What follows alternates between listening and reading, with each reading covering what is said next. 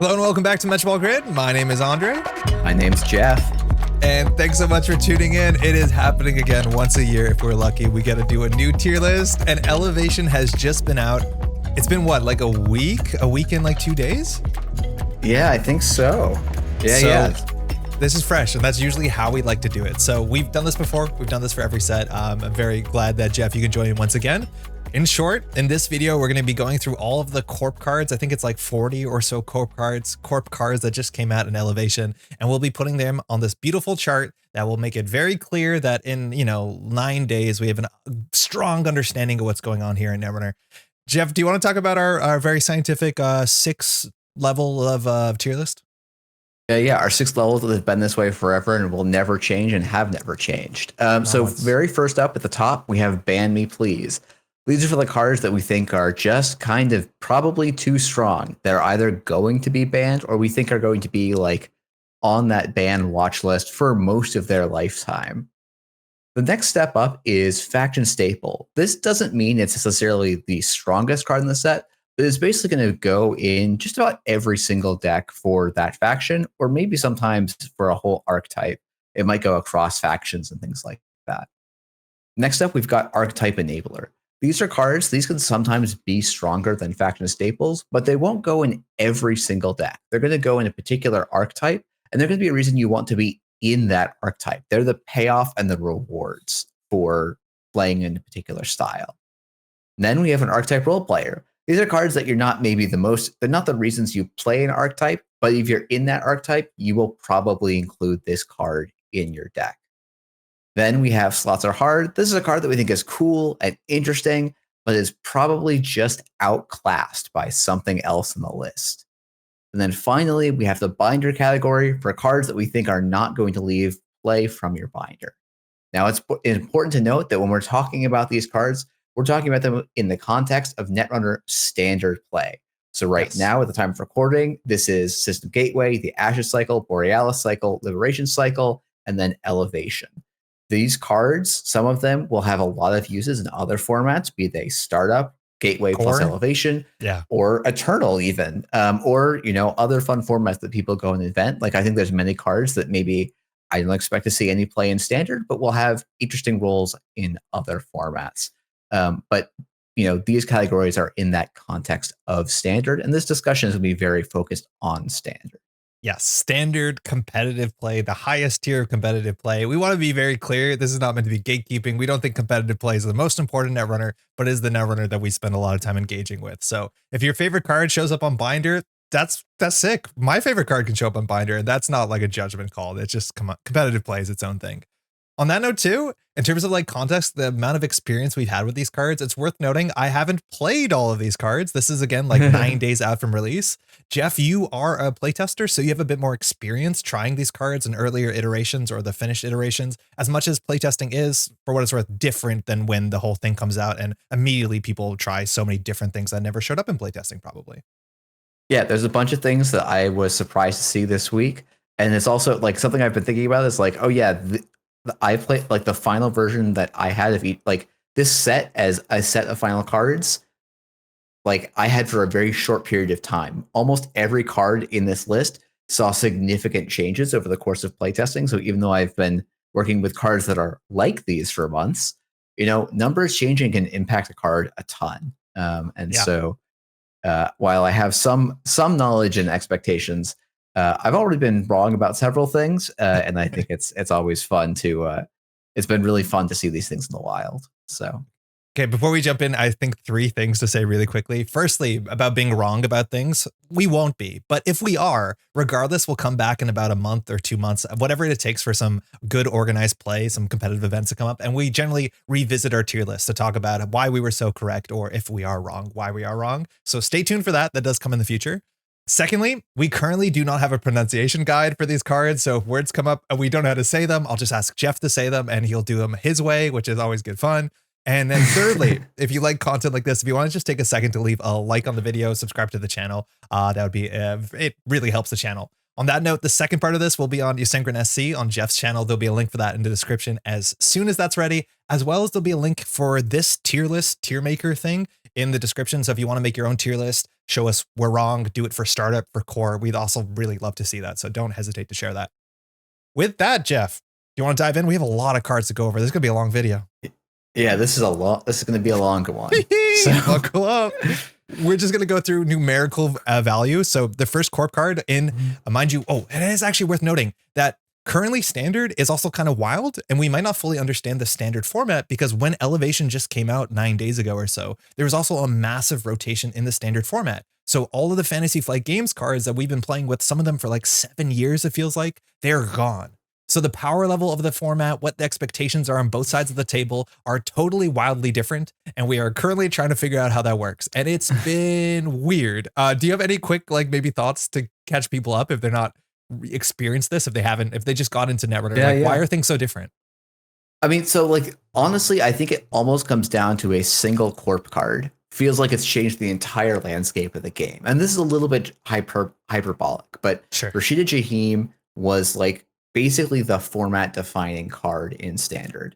Like every Corp, the Corp win rate had I think pretty linear correlation to number of Rashidas fired in a way that basically no other card had you score this and you're probably your win chance goes up by 5-10%. And so a lot of Corp and runner games were about firing that Rashida on turns 1, 2, and 3. We're going to talk about cards that do strong things, that maybe do things like Rashida, but there is nothing that is, I think, anywhere near as powerful as Rashida in this format. And that changes the landscape in a huge way for how quickly corps are able to start presenting threats to the runners. Yeah. I will say the other thing that I've noticed is so much of runner economy is tied into making successful runs. Yep. That a corp gameplay pattern of hedge fund ice both centrals can actually be much more frustrating than it was before the rotation of all the cards in standard, and as well along with some key targeted bans by the standard balance team that really targeted pretty directly runners that were econ tools that were not focused around running and were focused around recovering from low credit totals. That's been actually pretty pronounced. I felt pretty profoundly as a runner in a lot of cases. Yeah, the last ban list that banned out, again, it's 5 runner cards. Very specifically, the standard ban team said that hey, corps need help. And the way we're going to do that is bring down runners. And I agree, the hedge fund double ice, the 2012 classic, feels pretty good modernly. And it's taking me a while to figure that out because I'm so used to put something in the remote server turn 1, you got to go. And while there still might be some truth to that, it's definitely a different game. And we're really going to be feeling that for the next, obviously, whole year, 6 months, whatever it takes. Yeah, okay. Yeah, for sure. That context is really important. I think is going to make the corp side much more interesting to talk about. But with that, we have a lot of cards to dive into. I'm going to be pulling up the cards on the screen so you can see them if you're watching. Jeff can't see them, but he does know most of the text of the cards. But we're going to start here with our first HB identity. We have 14 identities in Elevation, so we're going to be looking at 8 corp identities. This is Leo Construction. It's an HB 4515, and it just says once per turn, you can trash a resed Biroid card in the root of or protecting the attacked server to simply end the run. You might be familiar with border control. This puts border control on so many of your cards, and notably there are not only assets, but upgrades that are Biroids. Same in the set, we'll see at least one, and that is a very powerful ability to just say the run is over right now. It's HB. It does want you to put ice on the table, and we did lose a whole bunch of cheap Biroids in the rotation when Elevation came out. We're left with only, I think, 5 Biroid ice. We'll see one upcoming. What do you think of Leo? I think I was really hyped to play Leo. For some reason, I was surprised to be my most excited identity on the corp side. That's interesting. This was not an identity I ever got that excited about, but seeing people experiment with it, it's made me see it in a different light, and it's fun. I'm definitely interested in trying out sometime in the near future in a way I didn't think I was going to be when I was kind of just thinking about the card in the pre-release and playtest context. I think the thing I kind of miss when thinking about this card is 2 things. One, I think the whole HB agenda suite is pretty rough right now. It's awful. It's so bad. I hate it. It's making it is. This is actually a big thing about Leo Construction, and we'll talk about this more when we talk about HB agendas, is the HB agenda suite, the 5-3 you wanted to play in all of standard rotated. So we're left with only neutral 5-3s functionally for HB, unless you're playing salvo testing, the core damage one, which you're usually not playing. And because of that, there's a lot of HB identities that have just an agenda suite that doesn't make any sense. And out of all of the HB identities, send a message makes sense in Leo construction, which is actually one of my favorite things about Leo is that the 5/3 slot makes sense in this deck. So you feel like you have an HB agenda suite that you're not fighting against. I like that so much. Yeah, and I think that's like, I originally looked at this and was like, well, I could run PD, play a smaller deck, have a, I think, stronger ability, though I don't know if that's actually true. Ability that I don't have to build into as much is probably the better way to phrase that, right? But with how much the HB agenda suite is suffering, like LEO gets to run a relatively nice agenda suite where it doesn't have to spend influence of vulnerability audits or run a basically blank 5/3, like send a message is really good because almost all the playable Bioroids are 6 cost or sometimes more. And so you feel good about doing that. And a lot of the HB ice is like on the expensive side of the curve.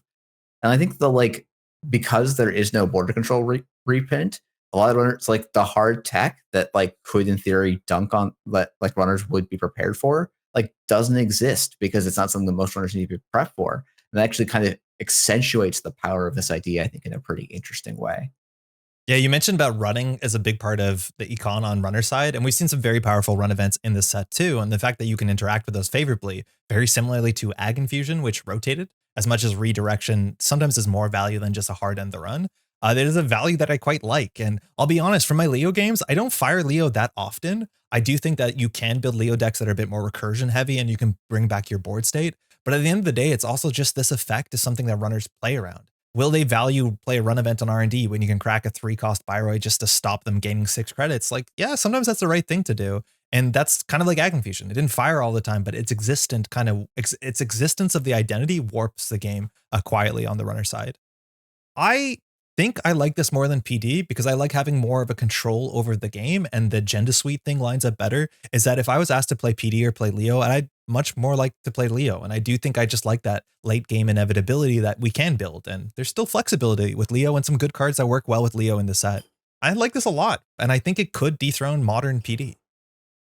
Yeah, I think it can dethrone modern PD. I think my worry is like, if we let's just say like an Ikoa came back tomorrow, I think that's enough to make me go back to PD over this. So it's not like, it's not like, oh, I think this card's like slam dunk more powerful than PD in all situations. It's like in the particular situation we're in right now, I expect to see more LEO than PD, but I don't know that's going to hold forever. Yeah, that might be fair. It's also like if Luminal ever gets unbanned, I don't actually think that changes the needle too much or moves the needle. But like, yeah, the agenda suite's the weird part. And we'll be talking about the next identity. I don't know where to put this because like I wouldn't consider it a faction staple, but it's definitely one of the good identities in the HB faction, which I don't actually think the faction is in a great spot right now. Yeah, I mean, to me, it's an archetype enabler, really. Yeah. Like, I mean, it is the payoff for playing a pretty glacier style of deck, right? So yes, and that's a very strong ability for glacier style decks. I think you're definitely going to appreciate that. Noteworthy too, obviously we only have one card on the chart, but we will be ranking the cards from left to right in their respective rows. So that'll be more obvious as time comes. You want to jump to the next one? Yeah, let's hit it. Poetry Luxury Brands 4515 as well. And it says, whenever you score an agenda, you can look at the top 3 cards of R&D. You may install one non-agenda card from among them, returning the other cards in the same order. You have to pay for install costs. Secondly, whenever an agenda is stolen, you may install one non-agenda card from HQ. So no matter what happens, if they're stealing or you're scoring, something good is happening for you as long as you have that non-agenda in hand. This is a mixture of that sort of ASA group kind of efficiency, multi-remote play that we're hoping still exists in standard, and a bit of sports metal as well, which were 2 of the favorite HB identities that just hit the rotation coming into elevation. This is definitely the HB identity I reckon you're going to be playing more than LEO. What do you think about Poetry so far? I mean, it's funny. I was like expecting this to come out of the gates as like the most cracked identity. And if you watched the Snare Bear's recent video, like we were fairly high on Poetry, but I think like some of that was just our pre-baked expectations. There was like a pretty good Poetry deck going around in playtesting. But I think in practice, especially because there's so much criminal going around right now, and even honestly like Reg Banhar Hosh, that like the ID feels like it's in a tough spot. Like it feels all of my games feel like they snowball dramatically in one direction or the other. I agree. And then that's like a thing where it's like I knew like that was sometimes the case with ASA, but it often felt like there was like the games where one player snowballed, the other player snowballed, and then there was like a nice middle like 30% of the games where you could like fight off like from your behind state. But when like I'm finding like, oh, the runner is like attacking your grip or like attacking your ability to draw cards, like the deck just suddenly just like falls over on itself in a way that like because the triggers like you have to have cards in hand to like if the runner is like building up an early game tempo on you, you have to have those cards in hand to install to try and regain some of that tempo. Otherwise, you're a blank ID, and that can be very, very tricky to do. Yeah, it's the weird thing. It's like it feels like it should be sports metal, but the problem is if you don't have a good installable and you don't have a good board state for the installable, it does nothing. And then I also was like kind of surprised to run into that sort of sports metal problem where a lot of sports metal decks want to run like 10 to 14 small agendas to make that trigger fire as often as possible. But if you're playing 10 to 14 agendas, you realize most of your hand is actually agendas. And then that ability also doesn't fire and the top of the deck doesn't fire consistently. It like compounds really poorly backwards in a way that I was quite shocked. And I do want to shout out, this deck does not want to play send a message. And that is going to be a problem unless you want to run 10 2-pointers or some 1-pointers in there and have a really weird agenda suite, which then you run into like slots issues. Every time I try to build poetry, yeah, you're right. I either ran away with it or I was just like found myself 6 turns in with like 2 different remote servers with no res dice and they have a ban hard down and I have no way to make money, let alone score. I was really frustrated with this because it wasn't as easy as ASA and it wasn't as smooth as sports. It felt really awkwardly behind it on both fronts. Yeah, and like I feel like I'm slowly finding my way to a place that I enjoy with this list, and I'm probably gonna be bringing it to events in the near future. But I think I'd be a little bit surprised at this idea. Like, I think the things that this idea is going to be to me more of a support piece for a asset style of HB rather than rather than like the core piece you get to build the whole deck around. Like you have to find something else strong the deck is doing, and then poetry elevates that rather than like, hey, this deck enables me to go and do this thing. At least for now. I'm not sure what to think about HB assets because there's some really good assets decks in the modern elevation meta, it seems like. And while HB has some strong assets that do snowball forward, like the sort of prototype warm reception stuff from the last set, I don't know what the economy is to fuel that. I do not know what the big payoff is. I don't know what they can do to protect their assets the way that like NBN has Oppo and Jinteki can just really ruin you on the hand advantage or disadvantage. And HB just feels, doesn't feel like it's selling it to me. I don't know if I can play active policing as a big enough deterrent. I have a big chance. There's a big chance that the best HB assets deck is Thule and it's not poetry at all. I'm not sold on Thule yet. Like I'm finding the card that is starting to make this, I think, make sense to me is something like Moonpool, which like is a big splash, but like has been a very nice smoother for me. Yeah. I want to shout out. I think it's in a hard spot. Moonpool is probably the card I've splashed in most decks currently in elevation. It ends up in everything I do, and that's because the agenda suites are really weird. But this one's it's in a weird spot. It's definitely strange. I mean, it's like not as smooth. I'm running like a 12 agenda poetry right now. It's freaking weird. Yes. And I think this idea is in a weird spot for sure.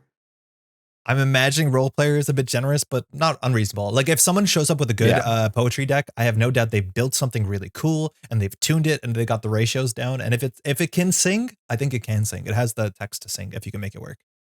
Yeah, I think so. Okay. Speaking of poetry, this is aggressive trend setting. It's a 3/1. It says the first time that the runner trashes an installed Corp card, they have to lose a click or spend a click. And if they don't do that, the corporation gets +1 allotted click on the following turn. Now, this card is not a unique effect. So if you score 2 aggressive trend settings, then if they trash a card, they have to spend 2 clicks or you gain 2 clicks, or they can technically meet you halfway on this. It's a 3/1. AR enhanced security rotated out of standard, the NBN thing that just protects all your installed cards. That actually protected all cards. This is only installed cards. I was so upset to see this spoiled in the set because I hate cursed 3/1s that add, it feels like 15 minutes to the game and makes you slog through assets and all that. That sort of like aura stink that they put on the game. And so far I haven't minded this card at all. Yeah. Yeah, I think this thing has more play than AR enhanced security. And I'm glad that like that was what I was expecting when I saw this card previewed and like my experience with it, but I'm glad that it's borne out. Because sometimes that Like this is a card that could very easily go wrong, and there's still a chance for it. If we're talking about like toxic Thule decks, like this is Yep. probably one of those components that can make it very unpleasant. But I think the fact this card kind of has two different things of counterplay. And also just to start, like unlike AR Enhanced Security, it doesn't give a tag. So like there's a whole range of synergies and like costs that the runner is no longer having to pay, which is pretty nice. Just a and then like also as the runner, you can sometimes go, you know what? I am so far ahead that a fourth click for the Corp doesn't do that much for them here. And like it feels like it's right slightly more often than you think when looking at this card. Like especially if you can be a little bit on top, like and one aggressive trend setting got by you, like you still have plenty of room in the game to like sometimes let them have an extra click, clear out their central so they don't actually have an agenda to score with it. Or just say, oh yeah, I'll give up a click and they'll trash one or two extra cards and kind of we'll call it a day. And it's not too bad from that respect. Yeah, the Ghost Centrals thing is a problem because this ability only works for installed cards. And I think that's what I've mostly seen. Is like, okay, well, I can just sweep Centrals and lock everything. And the HB decks that generally play this are not good at locking down Centrals. So you basically can just say, okay, well, I'll just cut off the problem here and then I won't have multiple problems. And it's been fine. I haven't given the corporation a click yet. It might have been right, but I feel like I haven't seen two of these scored. I think that's when it's going to get really painful. But I just haven't been as negative on this as I expected that I would be, which is kind of cool. And there's actually a lot of parts of Elevation that I'm like surprised, like, oh, I thought this would be miserable. It's not that bad. But yeah, I don't mind this. I think you're going to see this in more places than Poetry though. Like I do think Thule is the other like very obvious place to put this, and it's going to be really annoying in that. Yeah, I think this is probably, well, I'm trying to say if this is an enabler or a role player, but I think I agree with you. It's stronger than Poetry either way. But have you ever had to trash a Hendrix with this on? That's the one thing I'm scared of. Oh, I haven't even thought about that. Oh no. Yep. That's why I'm worried about Thule. Yeah, it seems really gross. I don't know whether that's like the bottom of an enabler or not, because technically it is, but it's not like a universally playable card. Yeah, I guess I don't know how scared I am of giving Thule an extra click. Like I know it can go bad, but like it can go it can go bad. They can like wage workers fast events out like 4/2s and stuff. Like it can go bad. Yeah. I mean that can happen, but like, I don't know. I got to wage workers fast events at 4/2 and then still lost the game when the runner gave me a click. So like it's super fair. Do you think it's an enabler or a role player? I think that's actually a hard call. Let's leave it an enabler for now. I like do kind of a hard time imagining an HB asset deck that doesn't play some number of copies of this. So cool. All right, the last agenda we have, and notably we have new mechanic. Dividends shows up on one of each agenda from each faction. We had the rotation of a 3/2 agenda for every faction, barring Jinteki, coming into the set. And those are very powerful agendas. And these agendas are meant to take that spot. I will say, off the top, the agendas that these are replacing were some of the most beloved agendas of all time in the history of the game. And that puts these agendas in a really awkward spot because people are comparing them to their favorite cards. So with that, hopefully out of the conversation, Project Ingatan is a 3/2 with just cracked art. It says Dividends 1 and explains that when you over advance this, for every over advancement over its difficulty, it gets 1 counter, hence Dividends 1. And it says when your discard phase ends, you may remove a hosted agenda counter to install a card from archives, ignoring all costs. So instant speed install, you can get free ice. I don't think I've ever seen anyone Ingatan for ice as much as Leo might do that. It's mostly for a tempo asset, a defensive upgrade. I don't think I've seen anyone use an agenda on this, but it is just some flexibility recursion. And baseline, having a 3/2 in HB is fine. And as weird as it is that HB now has the fewest 3/2s out of every faction by a significant margin. Yeah, that's true. They do sort of have some of the fake they have a fake 3/2 in Mega Breed, but yeah, it is odd for HB, which I think was maybe the first to have 6, They were the first to have 6, and then like NBN was right behind, I think. Yeah, that's correct. That's correct. Yeah. Okay. Yeah. Yeah, I mean, it's like this card is fine. I mean, I should like good. Being a 3/2 is really good. Like just like especially because Corps are having a hard time closing out on a final board state, being able to, nano management scoreless from hand, like is just I think going to be part of an HB game plan like for a long time going forward. It's like it's pretty cheap to include. If you can, as a 4/2, like it's not bad. It's maybe not as good as something that's exclusively a 4-2, but I think it compares at least reasonably favorably to Architect Deployment Test. It's maybe not an off-world office, though sometimes it's better. Like, I think it's probably a good thing overall for the 3-2 to not also be the strongest 4-2. Even fair. though I miss that aspect. But like it's a very playable card, I feel like.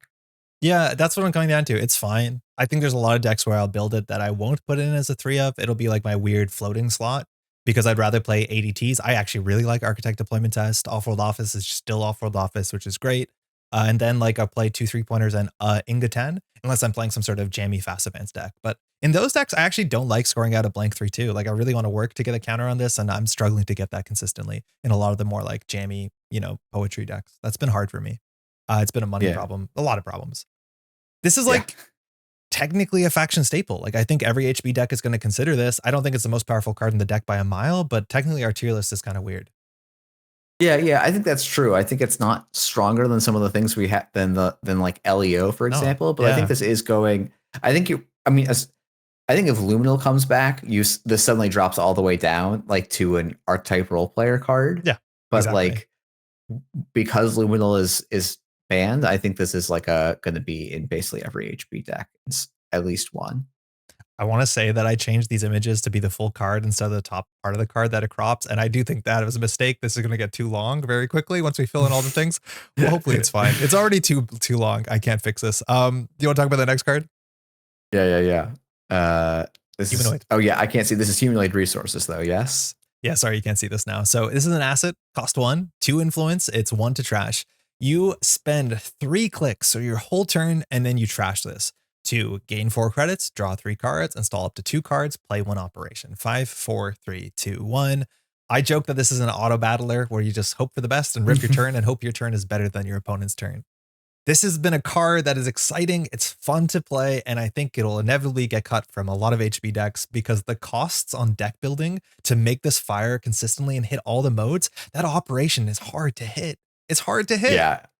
It's so hard to hit in a way that's meaningful. I had someone today do like a fire it and then fired a top-down solutions, which we'll talk about later. And I was like, well, that's a pretty good HB turn. Yeah. But like, I'm like, I haven't tried like even, I think about like precision design. I think about, ASA. I think about like the poetry builds people have been trying. It's like, most HB decks have historically played, 5 to 6, maybe. Yeah, 5 to 6 operations.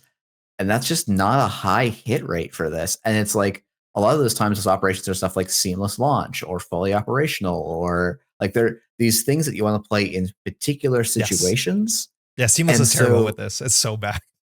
Yeah. It's so it's just like the card feels like it doesn't go with an HB that was popular before the standard came out. And maybe we'll see, maybe there's like an LEO deck that like says, oh, all my economy is operation based pretty much. That's hard for HB. This is the weird thing. I mean, you have to start splashing, right? I know. And it's very odd to be like, oh yeah, I'm going to splash stuff like Hansei Review or government subsidy or your digital life just to make this like auto battler card better in my deck. It's like, this card would be better in other factions. If this was an NBN card, it would sing. If this was a Weyland card, this would sing. We haven't talked about Anthill. If Anthill was an HB card, I would take that swap in a like heartbeat. Like that is just the playstyle of HB. This operation is such a weird clause. Is this good enough if you don't fire an operation? People keep telling me it is, and I keep kind of going, but really? Like, it's hard. You have to sell. leave this card. It's like, oh, I have to spend a click to install this card on the board. Then spend an entire turn. So it's like, okay, I'm trading 4 clicks to get 3 credits and 3 cards and 2 installs. And like, that's, I think, coming out to about 2 clicks per credit, like 2 value units per credit. Yeah. That's actually coming out to exactly 2 value units per credit, though minus a 1 res cost. So slightly under 2 value units per credit. So I actually do kind of think you need that operation to make it hit that like bar of what you want an econ card to be doing, which is I think why this card's gonna be a little bit difficult to find space in for a lot of HB decks. I think outside of HB, it's definitely, it's like, as you're saying, like, I think Weyland should probably think about looking at this, even though I think Anthill is an excellent card. Yeah, Antill's great. NBN could probably look at this. Like, I don't know, it's an odd card, I think. I don't know how much I haven't caught all of your streams. How much like red level clearance turn 1 Haven't like done it humanoid yet. resource have you seen? Yeah. I've been trying. Like I put 3 in each and I haven't done it. I've heard from people that are like, yeah, it's actually kind of really cool. And I've done the math. It's like, it sounds good. So to explain what we're talking about is that red level clearance allows you on click 1, turn 1, install this and then gain a click back. So on turn 1, you can fire this before the runner even has a turn. And then that's fine, maybe. Like it's okay. It's build your own violet clearance or some point in the middle, like weird. Yeah. I guess it's kind of like an ultraviolet clearance or something like that, which is another old card. But yeah, I don't know, it's a funky one. I'll be interested to see if people are able to figure out stronger things than I have to do with it. It's felt a little bit on the weak side for me. It has. And I do think that there's a chance like 3 months from now, the HB decks, which are currently kind of mimicking to what we used to be building for the last like 2 years, if they're wildly different. I don't know what to do though, because HB just doesn't have good operations. They can play on all board states, but really excited to see what happens with this card because it feels good, but it probably isn't as good as it feels. Yeah. Is this our first slots are hard card? I feel bad about that. It's not a role player, but I don't feel great about this. Oh, wait, this is, I need to zoom out. There's no way I can see all the cards. Okay, we're going to zoom out slightly. That's fine. But I think it's going to be somewhere in there. I do think there's going to be a lot of decks like Poetry likes it. I've seen people recur it with Ingaton and it feels okay because it feels like it puts you back in the game and it feels Rashida-like. So I do think people are going to still play this regardless of where we put it. Yeah, I think that's true. But it's one of those things where I'm like, I think people that are playing this could probably play a Nico campaign and come out to a very similar or better spot even. So speaking of campaigns. Exactly. Nico itself is worrying about this auto campaign. This is 2 cost, 2 res, 2 trash, 3 influence though. It's an advertisement asset and it says when you res this asset, you put 6 credits on it. But when it's empty, you gain 2 clicks. In the beginning of every turn, you take 2 credits off of it. So it has to survive 3 turns. It's credit neutral on the first and then +2, then +4. And then you have a 5-click turn, which is pretty big. You can do whatever you want functionally with a 5-click turn in Netrunner. This is a card that a lot of people are really quite scared of. It seems incredibly powerful because that's a lot of clicks. It reminds me of old MCA Austerity, which left the format, which was also like a very unfair card, as much as this just gives you money and doesn't kind of goof with the runner's turn. I am colder on this than I think on most are. I don't think I like this card that much. Yeah, it doesn't feel like it presents it. It feels like the threat window on this is just so long for the runner. Like the runner is just like, I can just like you're credit neutral on that first turn, you're +2 credits on the second turn. And that's the turn I have to go and interact with you. And like +2 credits 2 turns later doesn't feel like it's enabling me as the Corp to like present other threats. And so I felt as the runner, like I usually have plenty of time to go and deal with this auto campaign. And it has the same issue also as, HB centrals tend to be pretty porous right now. So like the other play pattern for runner of just like, I'll just clean sweep HQ and lock R&D. You can have your 5-click turn. Like has been a line that I don't think it's been that good, but it's a line that's still available to runners. I'm also like, I've been intentionally slotting Nico campaigns over this so that I get more money faster, because that's the bottleneck for my HB decks is not, can I generate 5 clicks? It's, can I generate enough cash to put roadblocks in front of the runner? Yeah, not get run over. Same idea too. Like it's very easy to under evaluate like, hey, this thing, if it's in the remote server for 3 turns and the runner can't interact with it, like you can just put an agenda in there. Admittedly, this is an econ card, but that's the idea. Is like if I have a safe server, I feel like there's better things I want to put in the safe server as opposed to like slowly drip 4 credits. I've seen it fired. I've let it fired sometimes, and it's like fine. They score out of 4-2. It's like I'm okay with that. I don't know. It's been surprisingly underwhelming. Yeah, agreed. I don't know if it's quite as slots are hard. I feel like it's maybe a role player, but maybe it is slots are hard. I don't know. I'm going back and forth on it. I think if we're honest to ourselves, and our tier lists are usually a bit different compared to others, I do think we would put it here. But I do think it's going to show up in decks. And it's also worth noting that when it comes to like a PD deck or like a Leo deck, putting this in the remote server kind of makes a bit of sense, but I'd rather put something that empties a bit faster because I want to jam in the remote server. I'd rather play Regolith. Like, I don't feel like I can use this as an econ card that like empties quick enough either. Yeah, that's true. I was just like, oh, Leo would probably want to play this so it can like have a no risk agenda in the remote. And like maybe. it plays a low enough, maybe it plays a low enough agenda density that like, yeah, putting this in the remote, it may only draw the agenda just in time. But I do think they would probably rather just be like, I'm going to stick a Regolith in, click, click, click, click, click, click. Or Antil. And, you know. Antil's so good in that deck. Yeah. Yeah. It's really hard to tell. Man, seeing this Project Ingatan like at faction staple just is so funny. It's like, I think it's right, but it's just like, especially also like compared to how hyped people were about auto and humanoid resources. Like, I think people probably will be right to complain at us about those two rankings, but I think it's consistent with how we've been evaluating cards. It's just very funny. Yeah, no, I totally agree. It's weird, but our rankings are unique, and I like that a heck of a lot. Speaking of unique, we have a new ice.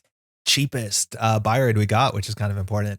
It's Boomy 1.0, costs 3. It's a Byroid AP Destroyer. It's 3 strength, only 1 influence, a cromulent tech card, maybe some could argue. It says when you res this ice during a run against a server, you may trash an installed Trojan program. Trojans are programs hosted on ice. It's about 1.0 Byroid, so the runner can always spend a click to kind of talk to the thing and reason your way through the subroutines if you don't want them to fire. And the subroutines are relatively bad. Trash an installed program, that's a rough one. Do 1 core damage, that's only really bad if you're playing against an archetype or a deck that cares about that. Otherwise, like, you can let that fire sometimes. It's Boomy. Art is sick. This is a card that a lot of people I don't think really care about in HB. Notably, Drafter exists. And that's going to be a problem forever because I don't think you can make a better ice than Drafter. So the Sentry mid-range slot in most honest HB decks, the average HB deck is spoken for. Now, I do want to say in Leo, this is a 3 of just because it's the cheapest Byroid. The face check is reasonable. It usually eats clicks. I have trashed a Trojan or 2. There are Trojans in the meta. Botchless is super prevalent on the Anarch side. I like this, but I don't think I would play this anywhere else besides Leo and Thunderbolt. And then, will I play Thunderbolt? I'm not going to talk about that. What do you think about this? Have you seen this splashed? I've seen people splash this in like Nebula and trying to like decks that are weak to Botchless. Interesting. I didn't think this was going to see any splashing, but Nebula is a place where it makes sense to me. Yeah. Part of the, I would expect Fly Swatter to cover a lot of the same roles, which we'll talk about later. Yeah. But I can see why like actually just going and really trashing it makes sense. I could also see if you're playing like a version of like the decks that will use some amount of kill threat as part of their win condition, you know, like a Magic Response or like Oppo Enter the Line. Yeah. Like if you can hit the runner with a core damage, it does make your life a little bit easier. Would they play Jaguar? Lethal. They would play Jaguar, I think. That's the problem. Well, but the thing, like if I'm not, let's say I'm talking about like importing Boomy out of HB, right? Because like in HB, I'm also probably not running last click. So like if the core is relevant, I'll click the core. If the program trash is relevant, I'll click that. But if I'm like running against Nebula, I'm probably also not running last click, right? But I may have, if it's like ping into Boomy or something, like, yeah, I'm probably going to prefer to take the core so I can clear the tag, right? Yeah. That's interesting, at least.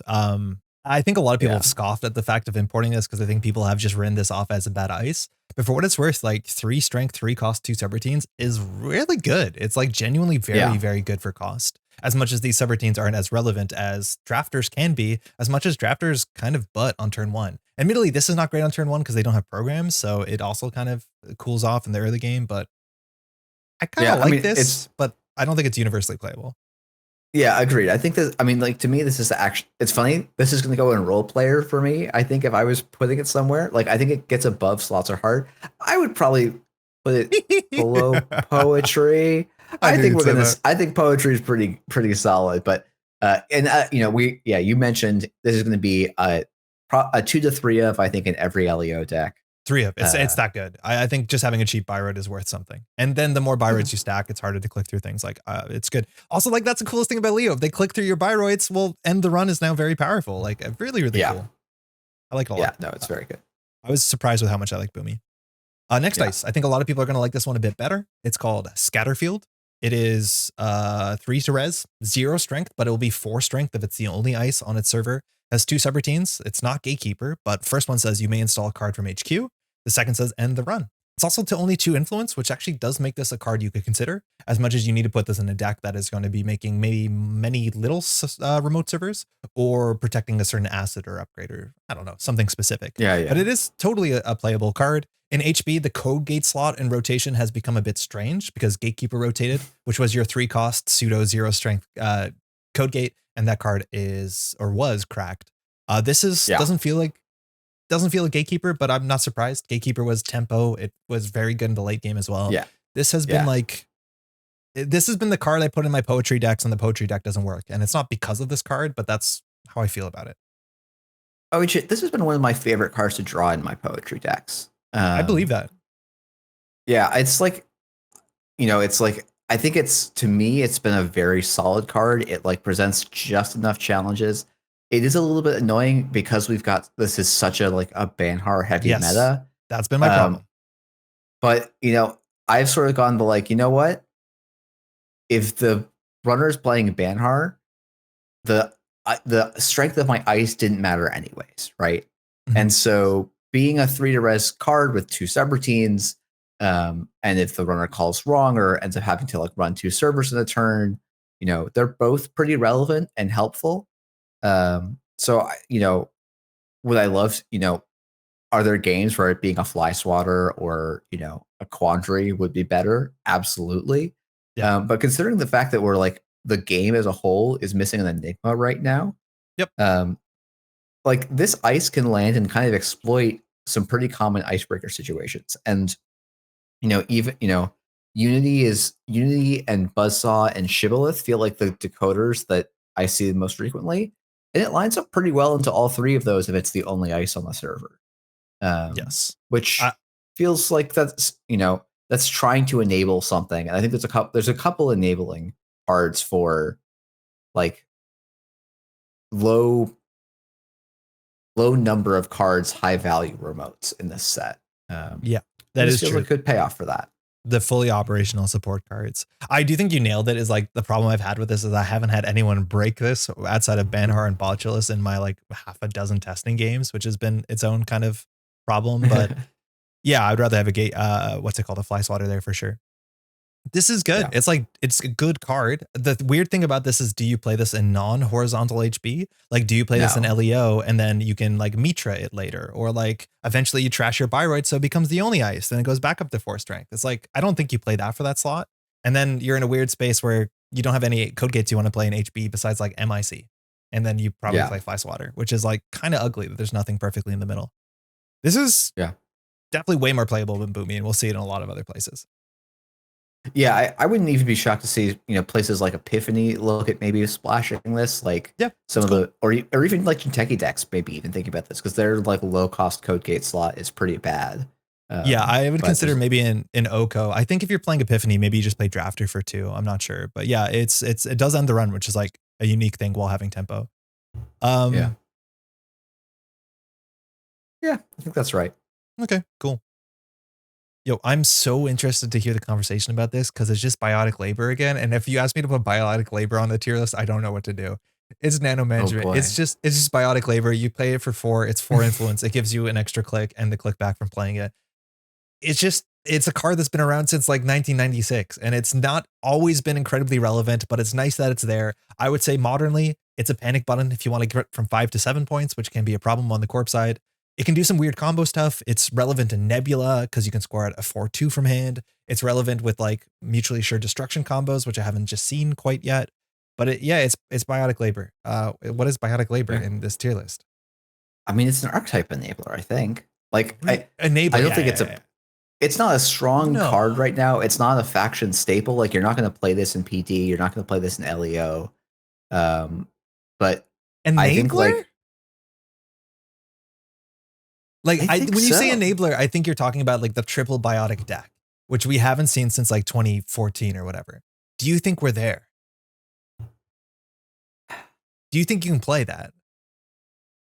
I don't know. Maybe. I mean, I think HB just doesn't have enough 3-2s to do that right now. Yes, kind that of is the a problem. big problem. They only have three twos. Like I would consider this. It's like you're gonna see at some places. It's gonna be a good card in that deck, but I don't think it's the reason you can do the thing. That's true. You're right. I think that's more consistent with how we've been defining role player. Yeah. Yeah. Okay. Okay. Yeah. All right. Fine. Top down. Top down. A lot of twos on this. 2 influence, cost 2, draw 2, install 2. Have you played this one? Yeah, I've played a bit. And I've had it played against me a bit. It's funny because it's like I think this card will be busted at some point. Oh yeah. Yeah. I like this a lot. But I think right now is not its time. But like it feels like it's waiting like 1 or 2 like killer HB assets. Like honestly, even if like you just brought this into the last standard meta, I think it goes wild. It goes in so many decks, right? Yeah. But like the power level went down just enough where this card feels pretty fair. I'm like running into this issue with my HB deck is that once I'm into the mid game, I really need gas. Like I really need to do something unfair in a small period of time. Otherwise, I feel like I'm trading with the runner. And I feel whenever I draw this and I'm like, okay, let's go. I'm going to get through my deck. I'm going to find an agenda. I'm going to put on the remote server. I'm going to fire Tranquility. I'm going to do all this sort of stuff. I feel like early game, I can't afford to pay 2 for this because money is kind of tight. But in the mid game, if I can draw this, it always is like a power play. Like, oops, I did something that you're not expecting. And I've really appreciated this, which is like why I'm playing it as maybe a 1 of alongside a 1 of sprint, 1 to fix early game, 1 to fix late game. And I can't tell which one I like better. I really can't. But like, send a message is an issue. It's like, what happens if I draw 2 send messages? The game's over. I don't know what to do. Yeah, I'm playing 2 top-down solutions right now, like my poetry builds. Because like, I don't want to have it in my opening hand because my early game economy is not stable enough where I can fire this, get cards on the table, and like meaningfully protect or res those cards. Yeah. But once I get to the mid game, when I'm on that, 10 to 15 credit total, this is one of the best cards in my deck to draw because it says draw 2. It basically says, 4 clicks. Do 4 clicks in 1. Yeah. For the cost of 2 credits. And that's great. Like that's just what you need sometimes. I need to convert money into winning now. So like I think this card's like just a great spot, though I think it's held back by HB not being in a great spot at the moment. I agree. That is the problem. HB is not doing anything. If HB had transaction economy and I could play this like on turn 1 consistently, oh my God, I would. Maybe that means I have to play it in Weyland. I don't know. But like, it's kind of really cool. Yeah. Yeah. I think that's probably true. Yeah. Yeah. Okay. It's funny because it's like, there's a world where like, CI combo decks could play this card and 100%. like go off. Like with the Wage Workers Jeeves combos, you get like the million click turn. Yeah. But we have one more HB card. This is the upgrade, the Byroid. This was revealed relatively late, and I was so excited that we actually have an upgrade because that matters a lot for LEO that can trash this at instant speed to end the run. It's Mercia Ballard. Academic Byroid is really cool. And when your action phase ends, you may install a piece of ice from HQ paying a credit. And wherever you install that ice, you can move Mercia or you have to move Mercia behind it.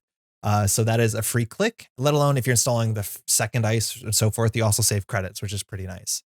I like this in Leo a lot. It is a 3 of in most Leo decks that I've played because you get those free installs, you get that click compression, and then you have Mercia to back it off, to back it up.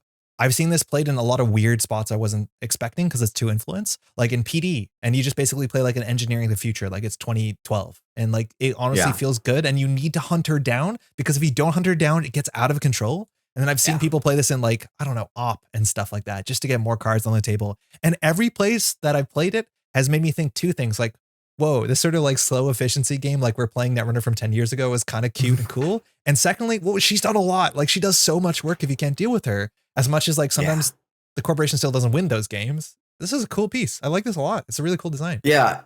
This is another card where I was like, man, I was not high on this card, but it just keeps doing way more than I think it does, right? Like, if you had told me, like, oh, yeah, humanoid resources, I'm going to be pretty down on, but Mercia Ballard, I'm going to be trying to find, Mercia Ballard, I'm going to try and find a way to put in, like, decks just to see how she enables them. Like, yes, it's wild, but I think it is more or less where I'm at. I hadn't thought about it. Someone had mentioned using it knob, and I had like filed his way as, oh, I should get back to that, and never did. So this is a good reminder for me to like go and do that because I love running my like 15, 17 ice obelisks, and like being able to fetch this with a virus is really interesting. And like, I think there's reasons to play this everywhere. Like, I don't know if you put it on Nebula to ice up centrals, maybe in Atea or Jinteki Glacier. Atea, you get that end of turn double install clicklessly. Like, you can do some really weird stuff with it. And then she just keeps moving around and pushing you forward. And they still have to trash her for 2. Probably, maybe in the late game they don't. But like, every time I've seen her, I've been more and more impressed with what she can do, because if you just res her once, she generally gives you enough value over the next 2 turns if she stays around. Really cool. Yeah, it's a very cool card. I was really, the other thing is like, I think we probably both have horror stories of like Jinja. Yeah. And despite her nominally doing a very similar thing, even maybe more powerfully, I have not felt the same like, when someone rested a Jinja, right? Yes. And it's just like, it's very interesting how like reducing the credit discount just kind of fixes that problem, which is nice. And also it's like only once per turn, so it only gets as worse, hopefully the same way the runner can get as better on a certain turn. So it doesn't feel like, they got 3 ice, they fired a Rashida, I'm cooked. The thing is, like, this is not an enable. Ooh, is it? I actually wonder if it might enable like a more glaciary play style, right? Like, it's not as, maybe it's a high role player, but I do think it's in a different category than everything else in HB that we've put in role player, right? So like, it is like a genuinely just vanilla good ass card, which like we don't exactly have here. These are all like cards that sometimes struggle to work well in all HB. And this one's like, I don't know if you play this to get your fully op ASA asset remotes and you just build remotes. Like, I don't think that makes sense, but I like this card. I've tried it and like, I want to go back to it. I had other econ issues. So like, I couldn't even afford to res her. And then it was like, well, that feels bad. That does feel bad. Yeah. Marsha's great. Yeah. This is HB. I would say HB right now is like, I need to reiterate this. It is the faction that I think outside of LEO, I'm the least excited to play. And it's almost entirely because the agenda suite feels awful to me. I really don't like it. And awful is not the right term. Inflexible. It does not feel flexible compared to the other factions. And it's really like dampening my mood on the whole faction. And it's hard to get around that. It really is. Yeah, it's a bit of a bummer. Like I've been enjoying poetry quite a bit. I think, I'm sort of in the like, I'm going to keep playing with poetry because it's fun and ASA adjacent. And then when people figure out the good decks, I'm going to go hop over to those and not take a second look at HB, I think. Yeah. Hopefully it changes. Yeah. Cool. You want to move to Jinteki? Yeah, let's hit it. We got some good cards. A lot of words on this one. This is Aoko, the gold standard in clones, 4515. Whenever you do damage or trash 1 or more cards from HQ, place 1 power counter on this identity. And then when your turn begins, you may remove 2 hosted power counters to look at the top 3 cards of R&D. You have to trash one of those and draw the other 2. Notably, this happens before your mandatory draw, but you can trigger this around other start of turn triggers. And in theory, you have to tell the opponent which of the 3 cards that you trashed in terms of its like ordinal values. Like, I trashed the first, I drew the second and third, which you are leaking some information on some board states. Mm-hmm. I think this is so absurdly strong. I can't tell where I stand on that. It is very, very powerful. If I could trade personal evolution for this, I would take PE back. And I don't think I would have said that yes, in a heartbeat. I hate this. I wasn't excited for this because it's doing everything that I don't like. It is drawing 4 cards a turn on some board states. And what do you do with 4 cards a turn? Do you build Glacier? No, you spam horizontal assets. And there's other cards in this set that are really good cards that put you in board states in which touching cards is just nearly impossible. If you can't deal with the board state, the problem is you can't touch the board state safely without dying or putting yourself in a situation where you might die. I feel like this is the closest we get to an identity where if you don't have tech for it, you just straight lose. I don't know what to do when Jinteki is drawing 4 cards a turn. When you're playing personal evolution, they have to have traps, but they have to draw those. Like the game only goes so fast. And now it's like we're playing the damage game of such high variance. And I don't mean like Mushin variance. I mean like things can go really bad really quickly if you make 1 bad run and hit a sting with a FUT and take 4 damage or whatever. And except you can't slow the Corp down. And anything that you do to interact with them, you give them more cards. This is a whenever clause. Heaven forbid you run through a Sai Santan, you give them 6 counters. If you fire in an enemy, they gain 2 counters because it's whenever. Once when they discard a card, one when an enemy does damage. If the enemy fires, that's 3 counters. Like everything pushes them forward. I know you've said before, and I agree to some extent, that they're drawing a lot, so they're going to mill out, and that is a problem they might run with, as much as running archives in Jinteki is actually very difficult, and maybe running HQ is also very difficult because of other cards in context of the set. I am terrified about this. I think this is going to be an absolute monster, as in like this is the sort of deck that people will get upset if you bring to casual game night. Boy, this is one of those cards that has the biggest changes from like playtest context to modern context for me. Why do you because think? in playtest, it was possible to run this down, and that was in part because the ban list looked a little bit different. Okay. I don't want to talk about the details of why. No. A lot of people kind of make some suppositions there. Yeah, that's fine. And the thing that I was finding was, like, if you did include tech for this card, it was way easier. Like, and you got on top of them early, like the game was just over. Like they could not recover. And that's not a great feeling. And like, I think, like, it's probably not ideal that the ID right now feels very binary in its outcomes. Yeah. This is, as someone who likes drawing cards, right? Like, yes. this is an appeal to me. And like all of the games I've played, I don't think I've beat a good Alco deck yet, but I don't think I've had a game where I don't feel like I had interesting decisions as the runner. But I've gotten a couple of those. Yeah. Okay. Yeah. I also see your point of like, if people start bringing optimized versions of Alco, like it's not going to be that fun for a casual meetup because it can just kind of run ahead of everything. I wouldn't be surprised if this card invites some bans of particular cards at some point. Yep. I think this card will get stuff banned. I would bet good money that either, I'm not saying this will get banned, but this will cause some bans. A Jinteki damage asset deck drawing functionally 3+ cards a turn is going to be a problem. Yeah. I think something I have found is their centrals are relatively soft. But like this is what I can't deal with, because I totally agree with you. You're right. The games that they win, they run away with. So the idea is if they ice a cohort, or the worst case is they ice a FUT. If they get the FUT John Batista in the remote server and you can't run it, you face check it, it's a Samak Summon. Heaven forbid it's like something that does Saisentan damage. Then you can't run centrals anymore. Because if you run a central and find a Fuji, that's potentially, as much as you have a clock, it's 4 damage on the first turn. And if there's things on the table that you haven't checked, you can't take 4 damage safely, because then you die to Blood in the Water fast events, you die to Reaper functions, you die to all the other stuff that you're not dealing with. It's very easy for them to get one card protected that basically protects everything in context of FUT. And also if you just take incidental damage, they're getting card draw. Like it's such a very, very well-oiled spiral of no matter what you're doing, they're going to be drawing cards. There's like no way around it. It's like sports medal-esque, except the difference is you die. I think so. Like I had one game where someone stuck a cohort turn 1 and I could not contest it in time and I just lost. Yeah. But FUT has not felt like he's had that level of impact on me, because, and like maybe I'm undervaluing the like Fuji FUT impact, like 1-2. It's the decks can't afford to run ice and assets and all this damaging stuff. They tend to run very low to the ground to the stuff like bladder warts, so that they can actually like consistently hit you with pings.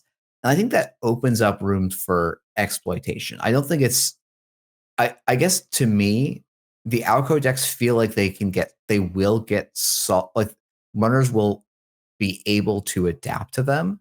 But I like, it is probably it is the strongest Corp ID I think that we have at the moment, for sure. This is like the thing that's really weird to me. And I think the context might be different when you play Core, which is like System Gateway plus Elevation, versus playing Standard or Startup, is that there are 2 identities in the set, we'll get to the second one, that feel so much better than any of the other identities. Like they're not even in the same league.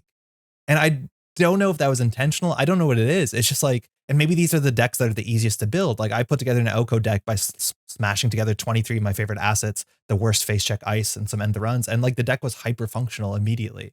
Obviously people don't know how to play against it because it's new and it punishes mistakes worse than many other decks. So that also feels worse on both sides of the table in some ways. But like the distinction between the identities in the set is like so uneven, more than Well, maybe that's not the case. Maybe not more than we'd expect, but like maybe because we're seeing 8 at once, you can feel it a bit more. I don't know. Mm-hmm. It's really good. It's really, really, really, really good. It's smooth. It's hard to deal with. It snowballs games. You get that FUT to 2 counters. You can't run. You can't risk a Fuji, take 5 damage, because then you have to do draw, and then they can still blend the water and do other bad things to you. Like, I don't get it. I don't know what you're meant to do against it besides heavy tech. Okay, I don't think I agree with you on it being like the end of the world and all this stuff. Like I felt like I've had some pretty good games without having to completely throw away my whole deck to tech. But yeah, I'm excited to see how it goes. I do think this is going to be a casual problem for a lot of people. They're going to hate this thing more than they hate PE. Yeah. I also like, to me, I'm like, I can think of like 1 or 2 bands that just like take the power level of the deck like significantly down. So I don't know how long term I'm worried about it, but yeah, it's a ban. I'm happy. It makes sense to put in ban me, please. Cool. We have another Jinteki identity. It's PT Untien. No pronunciation guide. 4515. When your discard phase ends, if there are 3 or fewer cards in your hand in HQ, you may pay a credit to place an advancement counter on an unresed card that you're allowed to advance. So while it can be an agenda, it can be a trap, it can be a Charlotte before you res her, you do technically get a Saraswati type effect where you just kind of push yourself forward and you save a click. You don't save a credit, you save a click, and a click is pretty good.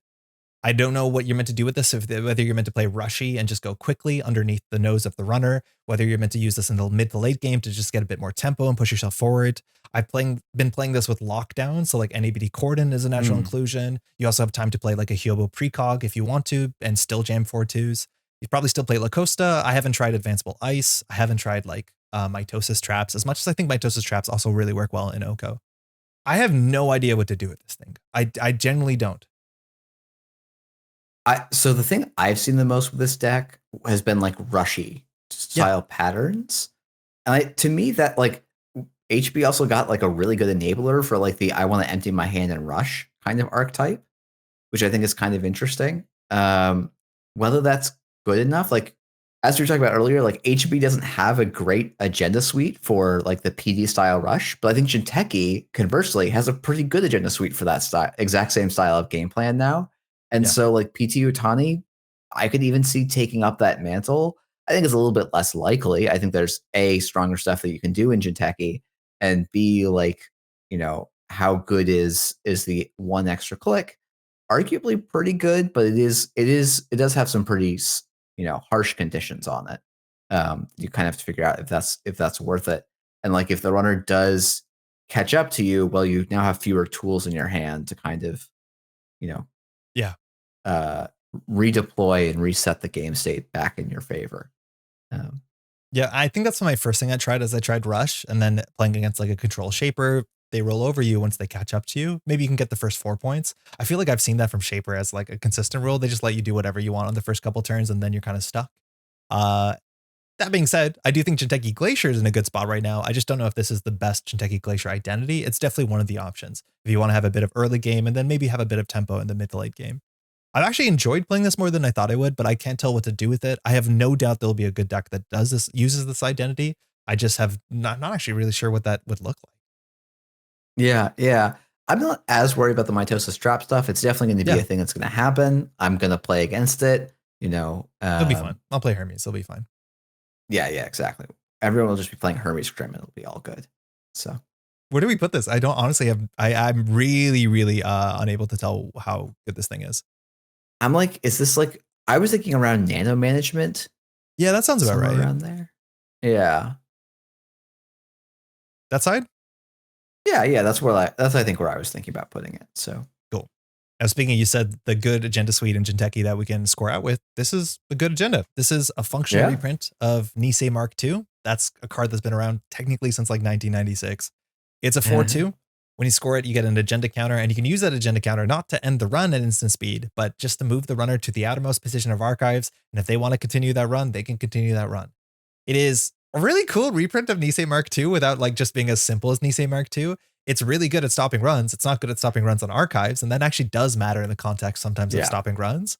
But I have used this just to get the runner out of the remote server and put them on archives, and that sometimes can be worse than end the run when they have to like run into other ice.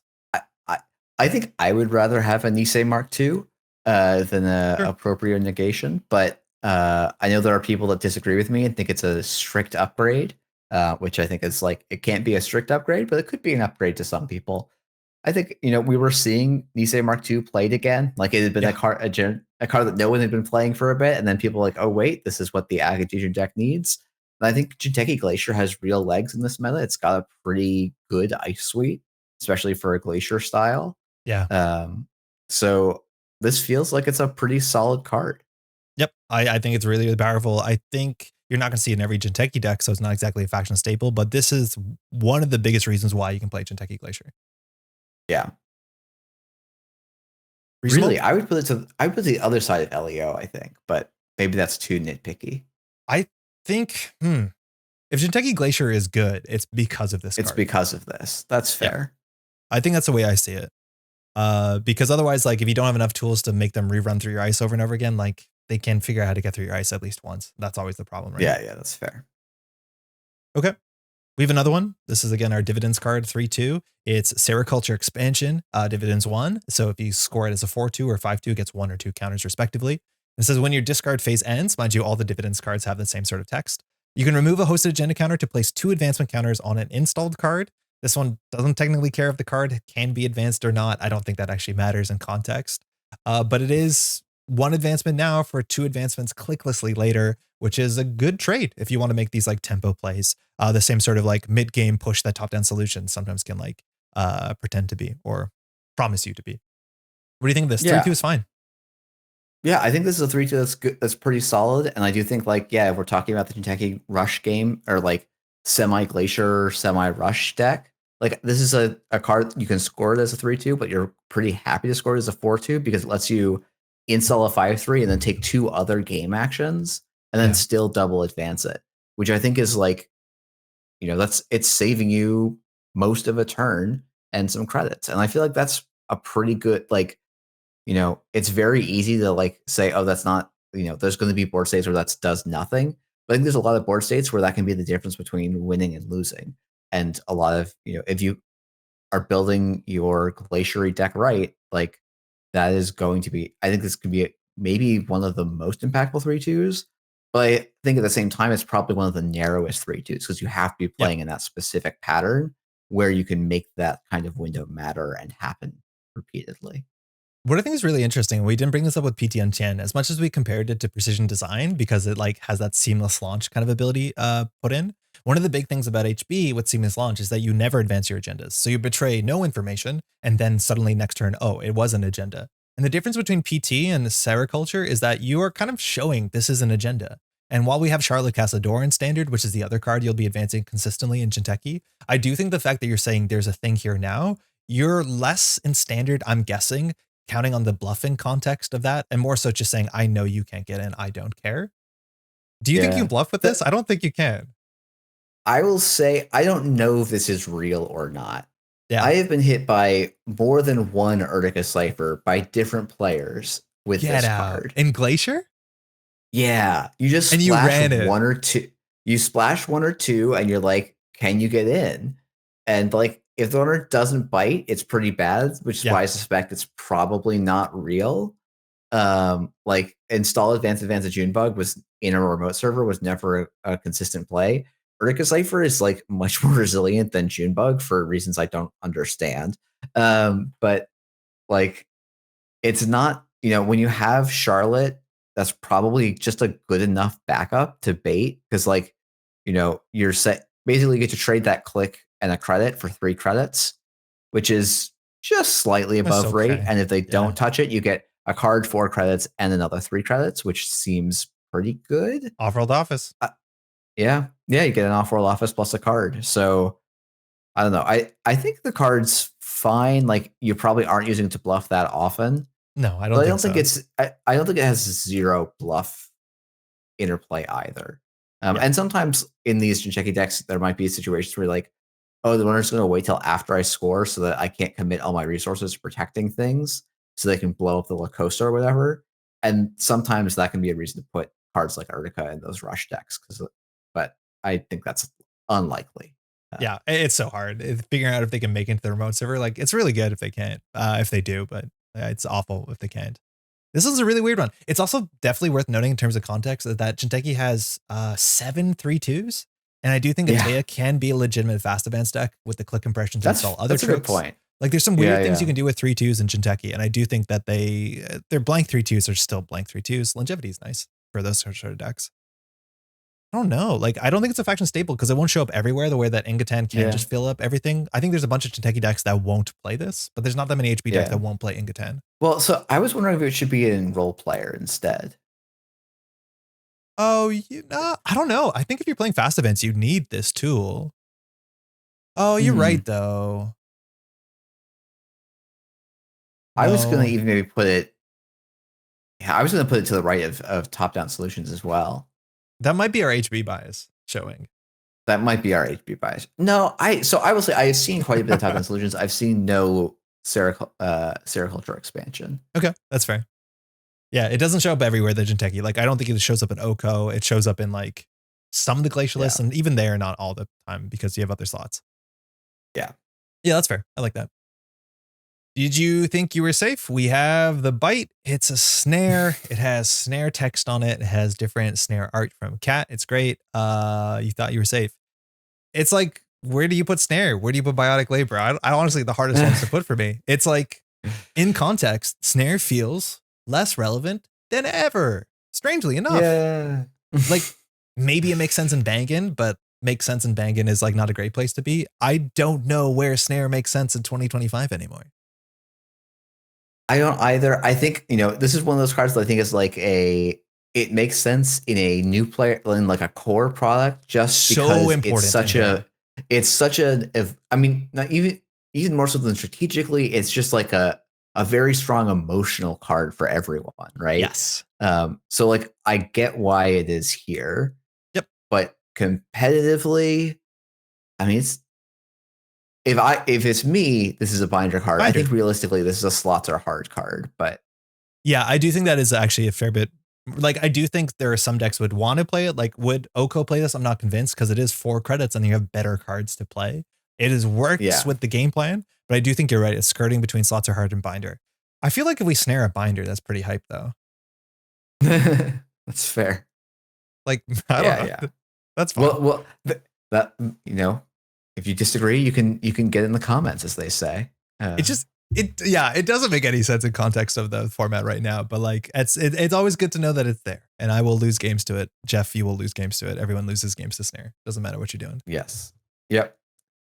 Speaking of lose games too, but John Batista, John the Baptist, I don't have a pronunciation guide. Acid Executive, unique 1 to res, 3 to trash, 4 influence. When your discard phase ends, place 1 power counter on this asset, so it'll constantly be rezzed right at the end of the turn before your discard phase to get that counter. It says the first time each turn an agenda is scored or stolen, you may remove up to 2 hosted power counters. Do 1 net damage, plus 1 net damage for each power counter removed this way. That wording works. It's a bit unintuitive. You can remove 0 counters to do 1 damage. You can remove 2 counters to do 3 damage and everything in between. So this means in the context of standard, where Fuji is a 2 damage on access or on steal or score, excuse me, that means you can do 5 damage consistently if FUT survives for at least a single turn. The other card you have to watch out for is Sting, and Sting does, oh my God, X is equal to 1 plus the amount of stings in your opponent's score area. So worst case scenario, Sting does 6 damage and flatlines you. I mean, this card is very strong. This is PE, but on an identity, right? And it ticks up as well. I think I prefer PE on an asset than on an identity. I think there's more play for this as the runner.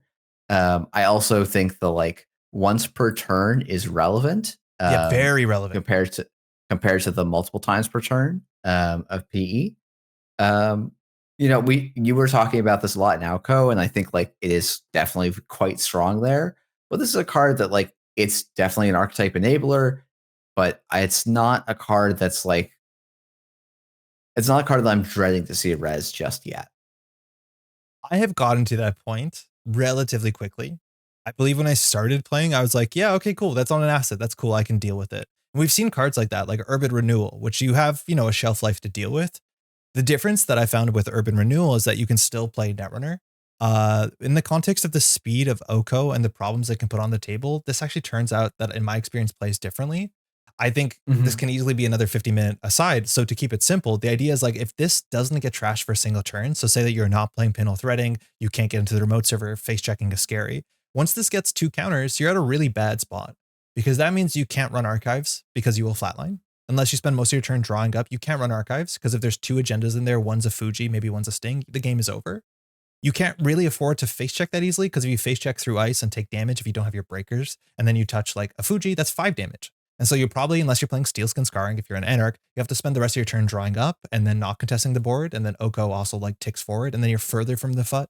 Like once this gets to 2 counters, the context of like, you have to make a click to run, you lose potentially 5 cards, as much as that does diffuse the FUT. So next turn they can't score out a Blood in the Water and do more than 1 damage to you. You just have to repair your whole hand. And so I think running centrals and getting that sort of pressure that seems like it should be the weakness to Oko, like running archives, pressuring HQ, it just starts to not make sense. I don't know. It's exact, like it's the key card. If this gets res on turn 1 behind a Samak Simone and you can't deal with it, I think the game is hyper cooked. I think if that's your evaluation, then this is the game just becomes trashless. And I don't think that's impossible to do these. Like, I think basically every runner deck does need to have a way to go and trash at least 1 asset behind a piece of ice in the game. I think that's actually a relatively healthy pressure to have in the game. Shame if there would be a Mitra there, right? I'm kidding. We'll get to that. But I knew you wouldn't like that. I don't know that I don't know that I would believe an Alco slots a Mitra. Like the deck that slots Mitra and Fat is gonna have actually I think real structural issues. Yeah, I'm much hotter Mitra. We'll get to that because that's another conversation. But this is like quintessentially the sort of card where I think like Oko will not be well liked in casual play, because a lot of casual play can't deal with this quickly. And if you can't deal with this quickly, the game is just kind of cooked. You cannot play Netrunner when any Axis can do 5 net damage to you, and the corporation barely spends resources on that. Yeah, it's weird. Fair. It's really, really weird. I was excited to find assets PE because I could deal with it. But the problem with this is that it's not the constant 1 ping from PE, which I can play around. If this gets out of control, like if there's 4 counters on this, it's 5 damage into 3 damage Blood in the Water. Like that's, the game's over. Like you have to deal with it very quickly. Oof. I mean, this is the strongest archetype enabler. I don't feel like it's a ban me please card. I think it's a little too fair for that, but maybe you disagree. I think this is the conversation between like Oko and FUT and like one other card. One of them will get banned as a response to what people do not like dealing with this deck, or how people don't like dealing with this deck. Like that's the problem. It's like, it's going to be in the conversation of ban me please. I agree that I'm down to live in a world where FUT isn't banned, but I'm struggling to see what that looks like with all the cards that runner has off. To me, the easy one is you just ban hostile architecture. And I think that solves the whole problem. Or the Ronin, what's the one that does 2 net damage? Reaper function? I'm not. Yeah. I maybe this doesn't make it into the video. Yeah, sure. But from my perspective, if the Jinteki player is pinging you with Bladder Warts and resing a Reaper function and dealing with Fat, and you haven't dealt with any of that, like you are cooked. It's but it's when they get to protect all of that with a hostile architecture that lets them keep their Bladder Warts running. Yeah, that's the thing where it's like, oh, this card's you're resing this card and it's doing 2 jobs for you. And that's the thing where I'm like, oh, okay, that feels over the edge. And then I also think that hostile architecture enables other pretty nasty toxic asset archetypes. And so to me, that's a linchpin card that I'm seeing across multiple pretty frustrating asset decks. Yeah. And like without that card, the space you get as a runner and especially the hand pressure goes down dramatically. Yeah, I agree with that. And you have the ability to like kind of just let things sit and the Bladder Warts get out of range. And that gives you the time to then go and pick off the Fat at the time that works for you, rather than the time that on the corporation's clock, because they're pinging you for 2 damage every turn with a Bladder Wart. Yeah. It's the hand pressure. I think I feel the most. It's like, I can't draw cards fast enough to keep up with what they're doing. And I don't know what to do. Yeah. And I think some of that might be like, we're trying to play fun cards and not like 3 copies of Class X, 2 to 3 copies of Dr. Nuka, It's like we're Stone chips. putting too little draw in our runner decks. Yeah, I think that's stone fair. chips. Yeah, that might be the like, oh yeah, once people put enough draw on their decks, so like Alco suddenly disappears. Like, I don't think that's quite going to be the case, but it definitely could be. I think I'm at a point where I put 3 pinholes, I won't be upset about FUT. But I'm not. Oh, I'm putting 2 pinholes and I'm still getting upset about FUT. So maybe I'll just need one more. We'll find out. Yeah, I suspect 2 is probably enough. But yeah, that's where I would put him for sure. Okay. We're getting to our Jinteki Ice. It's the Empiricist. Cost 7. 5 strength, 3 subroutines. It looks like an Anansi. It's definitely not an Anansi. It has 3 subroutines. The first one's draw a card. You may add a card from HQ to the top of R&D. It doesn't have to be that card. Second one says do 1 net damage, give the runner 1 tag, more Jinteki tag support. And then the last one is do 2 net damage. It is not easily to tell which of these is the worst subroutine, which is kind of fun. And it's 3 influence, which means you could splash if you really had a strong idea. It's also a big sentry, and big sentries are kind of tricky to deal with. Not everyone deals with them so well. And it's kind of a Nancy, but it's also not. I've liked this. I've liked that I can go through this if I want to. Like I can break 2 subroutines and have a good time, which like you could not do that with a Nancy. Yeah, I mean, like, as the runner, I also like when my opponent reses this because they've spent 7 credits to not do a whole lot.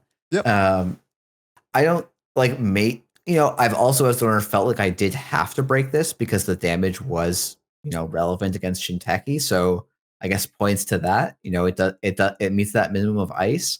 I don't think this is particularly. I think this card's fairly weak. It feels fair. It's like, I don't know if it's weak or if it feels so much worse than Anansi. I haven't seen anyone break this with like breakers, and maybe that'll feel better. But the fact is they can go through it every couple turns with a Botulus, or like, seems kind of reasonable for the runner. Yeah. And I think I've mostly been breaking this with Carmen. It's like, okay, I'll spend 6 to break your 7 cost ice. That's about right. It's a little bit better than I expect for a Sentry, but that's still, I think Carmen is particularly well positioned into this. And once there's ways to make that matchup worse, I guess. So cool. I think you'll see it in Jinteki Glacier. I don't know if it's a 3 of like Anansi was in a bunch of those decks, but it's definitely like a good enough stat pile. It's gonna see play. Yeah, that's where I was thinking. Okay. I'm glad that we're in sync for a lot of these things. So I'm worried that a lot of my Jinteki Doomer takes are like not syncing with you, but we'll pull it back. It'll be fine. Next up, we got Microweb, 8 cost, 5 strength. It's only 2 influence, and I've seen this splashed in weird places. It has a bunch of weird code gate subroutines. The first says you may install a piece of ice from archives for free.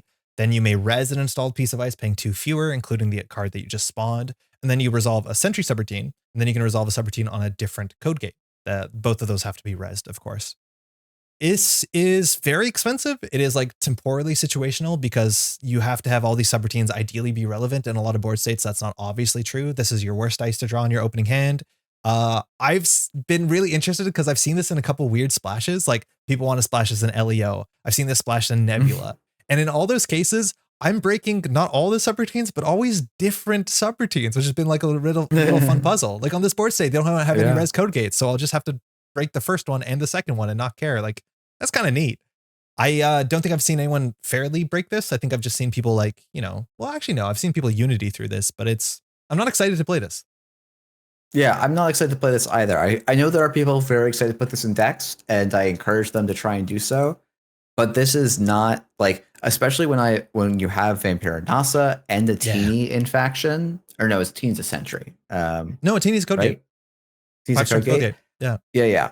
I don't know why I look at Microweb over a Teeny in most Jinteki decks. It feels like it's too situational for marginally the ceiling on Microweb is obviously higher than the Teeny. You can do some pretty rude stuff, but if this is the first ice I have, it feels rough, right? Yeah, feels really bad. And there's none of the other Jinteki Glacier ice that exists right now have that conditionality. So I don't know. I struggle to see why I feel like I would have to put this in my deck when I have 2 other good, high cost, high strength code gate options in faction. So. Which is why I think the 2 influence part on this might be interesting. I think people argue with LEO. This is a way to guarantee some of the mean Byroid subroutines that don't consistently fire because of the click clause. I think still then spending 8 credits for an ice in HB is already way too much. And already Biroids are inherently a bit situational. So adding more situational ice on top of situational ice doesn't really sell it to me. If my opponent's like, oh, good, I've spent 14 credits on a Microweb and on an Ancel to trash 1 card on your board, like, fine. Yeah, you have like that's probably still not doing enough to win you the game on its own. I don't know if this is binder, like bottomless slots are hard. You know what? Let's have the courage of our convictions and put this in the binder. Okay, cool. No, I actually think I think Bite has more legitimate uses than Microweb right now. Yeah, that's fair. Okay. But I don't think everything's bad for Jinteki Ice. I think yeah, we've got a powerhouse here, I think. Or at least a relevant card. They keep printing good barriers in Jinteki somehow. Samaxamone AP barrier 3 cost, 3 strength, which is, mind you, if you showed somebody this in like 2024, they'd be like, no, thank you. And now with Cleaver gone, the context of what a 3 strength barrier is worth has changed so much in the meta. But this still has really good text even regardless. It says the runner cannot break the subroutine unless they're using a Fractor, which really hoses a bunch of strange archetypes, or like not strange, excuse me, common archetypes. So like Botulus doesn't get through this. Boomerang doesn't get through this. There are some people playing Matryoshka modernly. They struggle. And the subroutine just says end the run unless the runner suffers 3 net damage. So they still have a choice and they don't need a breaker. This card's also 1 influence, and I would recommend a lot of people who are frustrated with Botulus and Boomerang to consider splashing this. Like 3 cost, 3 strength barrier is totally fine in the meta, it turns out. Yeah, no, it was, I knew the Cleaver ban was coming for quite a while, and I think you figured it out well in advance of it being announced, and it was very funny to me to watch how long it took the gears in people's turn in people's heads. Like, oh, no Cleaver means 3 strength on a barrier is suddenly so relevant. And like, it is so, it's, I will say as someone who's been playing a lot of Kurapira, I'm pretty mad that people have figured it out already. But yeah, I think this is like at 1 influence, this is price to move. And I think like right now I'm a little bit more worried about Banhar than I am about Botulus and Boomerang. Yeah, but I've definitely thought about splashing this, and I think this has legitimate splashes in most factions. Like, I think this is a pretty solid. This is like a quite good ice. And it's very funny that Jinteki now has, I think, probably the most robust set of barriers in of any faction. Yep, I know, I agree. I do think this card is really, really good, and I think we'll continue to see a lot of it. I think it's here. I think that's true. Yeah, perfect. Cool. Card's good. Really, really good. It's amazing that this has been replacing Tatu Bola in some ways. And I think that's been like, that's a wild statement. Like, I cannot believe I've cut Tatu Bola from some of my Jinteki lists and I'm playing some Maximum. I'm like, yeah, I don't even feel bad about it, which like, that's so goofy. Yeah. That's so funny. We got our only Jinteki operation. It's peer review. It's a transaction, which has a lot of synergy in the set in weird ways.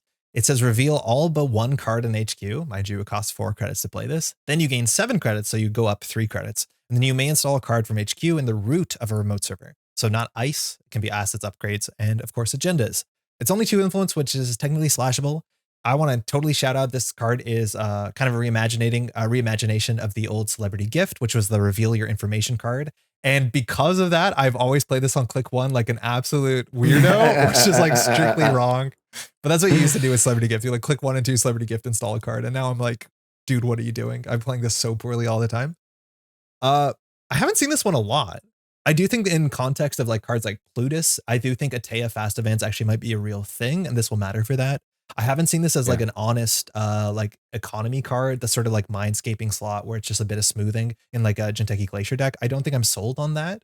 I think giving up information matters more for like trap decks to some extent, as much as showing 3 bites makes the information kind of a wash. This one's weird. Like it's not really landing anywhere very quickly for me. Yeah, I mean, to me, like the thing I'm surprised I haven't seen people do is just like slam this in PT, because that just seems like a really nice combo where it's like, oh yeah, I'll show you 1 or 2 cards that are in my hand. I'll slam the agenda in the remote. Maybe I'll, and then I'll like do the rest of my turn, or maybe install an ice, peer review an agenda in, advance it with my ID ability, and maybe show you like no cards or a bite that I have in my hand, right? Like Yep. to me, that seems like the obvious synergy point, and that deck probably could also play Greasing the Palms just to like have six copies of this effect. Yep. And gain 3 and install is probably better than hedge fund. The downside, you have to be able. The downside has to not be bad for you, and that is, it's definitely going to be cases where this breaks bad, where you're like, oh shoot, I am behind and I'm flooded. I don't want to peer review and show you that I have 3 agendas in my hand. And what's worse is like sometimes it betrays itself, just like in the old days. If you ran HQ and you saw that the corporation didn't have a lot of money, but they didn't play the celebrity gift you accessed, you're like, oh, so things are quite bad in there. And like, this only sort of gives that because it's easier to manage, but like sometimes it's doubly bad when you leak that information. Yeah. Yeah. Weird. I need to see more Jinteki Fast Advance, which I'm convinced is a deck. I don't know if Atea can easily play this, but with Plutus and Atea, this is definitely a thing you can do. I don't know about this one. It's like totally fine. It's totally fine. Yeah.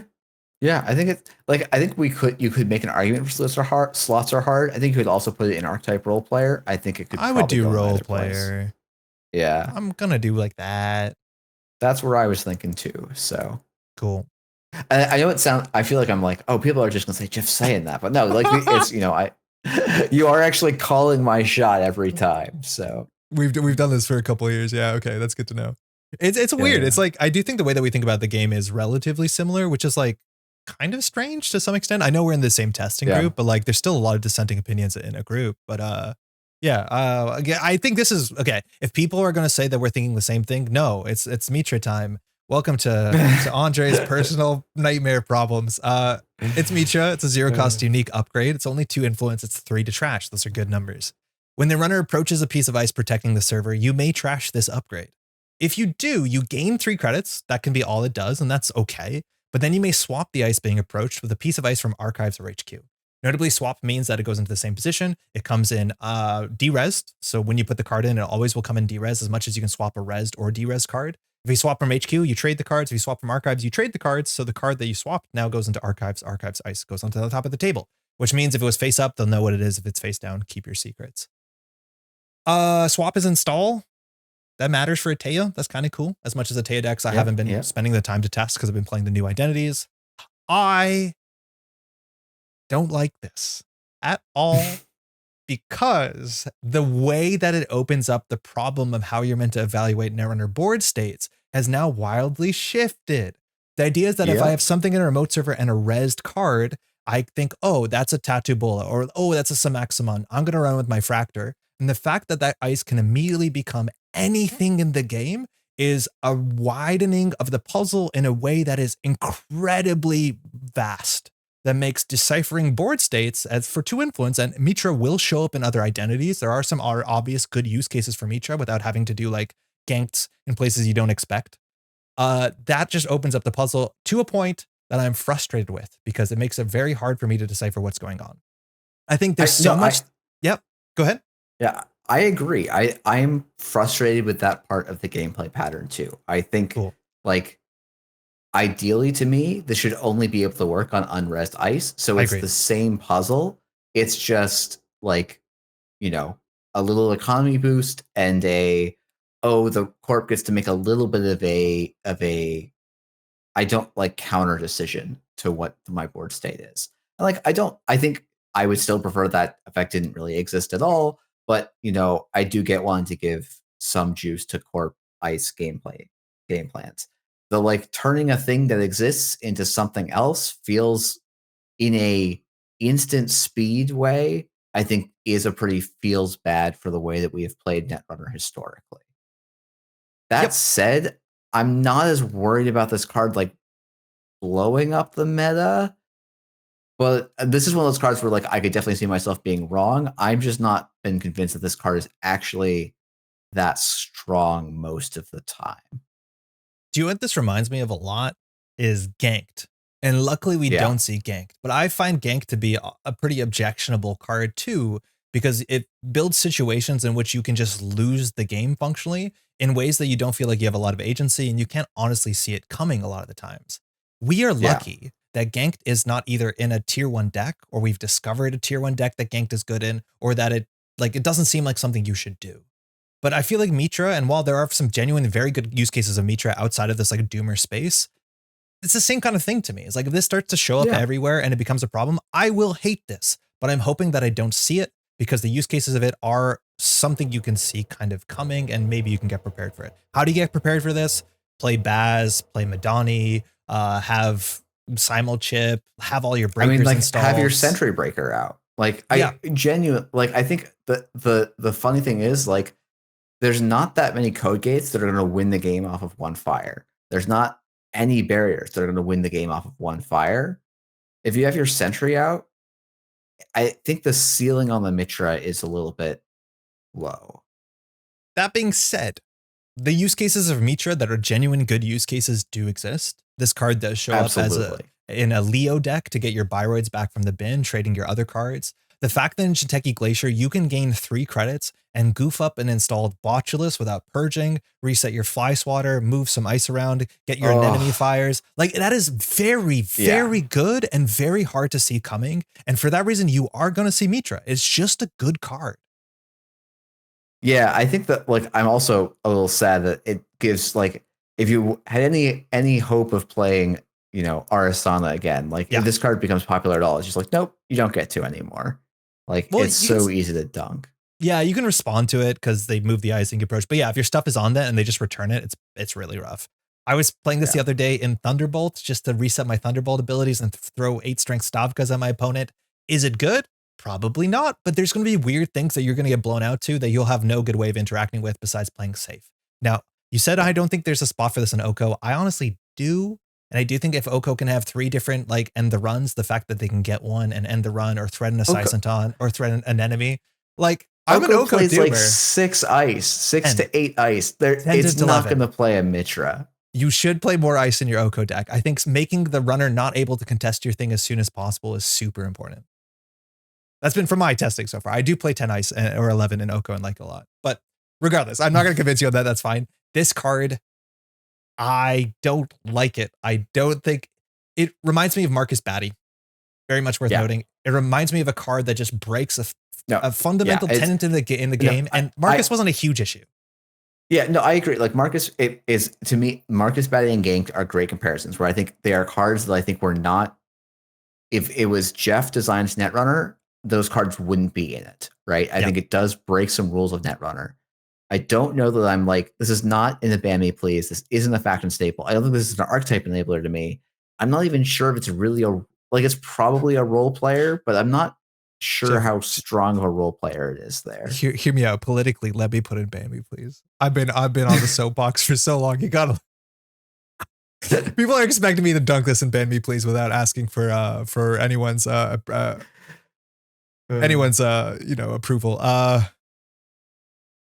Man, you want to put it to you could put it all to the left most of the Jinteki set, I think, if you really want. Okay, I'm in. Yeah, that's nice. Card's good. Like, genuinely has really good utility use cases in a lot of like mid-range Glacier stuff. It does something good. Resetting ice, moving ice, very, very good. Stunning someone when they're not expecting it. Purging is hard in the meta, mind you. And there's a lot of really good things that you want to purge. I don't know if you play your pings over and over again. I don't think you do. I don't think so. That's Jinteki. I think Jinteki Glacier is like pretty good right now. It feels like I think Oko is very, very strong immediately. I think you have a lot of things to work with. And I think PT actually has a pretty good life in front of it. It's going to be a weird deck to build though. Yeah, for sure. But yeah, no, I think Jinteki's set up pretty decently. Yeah. Cool. NBN? NBN, let's hit it. We got 2 cards. I can't flip them, but I'll show you both sides. This is Nebula Talent Management, 4515. When your action phase ends, if you played an operation this turn, gain a credit and flip this identity. The backside is Gemalang Arena. It says the first time each turn you play an operation, you gain a click. But when the runner makes a successful run on R&D or HQ, this flips back. So there's a chance this text will never fire if the runner's super aggressive. There's a chance that this text will fire consistently and you can win the game by playing an operation that gives you a click back or clicklessly, and then you can fast advance points from hand, usually for about a credit. A lot of times those cards give you money, so you can fast advance really, really quickly. This, I think, was the easiest deck to build of the entire set. I think its play pattern, the most straightforward play pattern is put a lot of ice on HQ and R&D, play enough operations that give you money, and fast advance out. The runner can't keep up, they lose, and you just have a good ID box anyways. Like, the bad case is still okay as much as you can flood. I think we're going to see a long future where people start to build remotes, maybe even spam assets. I can't even tell, but this seems so wildly above every other ID we've seen, and I don't fully understand how we got here.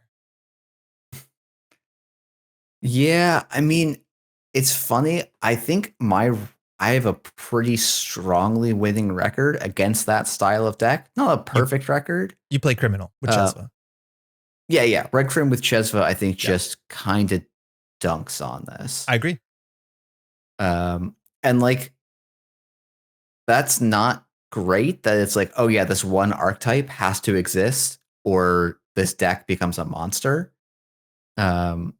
I think there's I haven't played a lot of Crew Anarch. I don't know how well Crew Anarch is positioned into the meta. I wouldn't be shocked if that also has a pretty decent matchup here.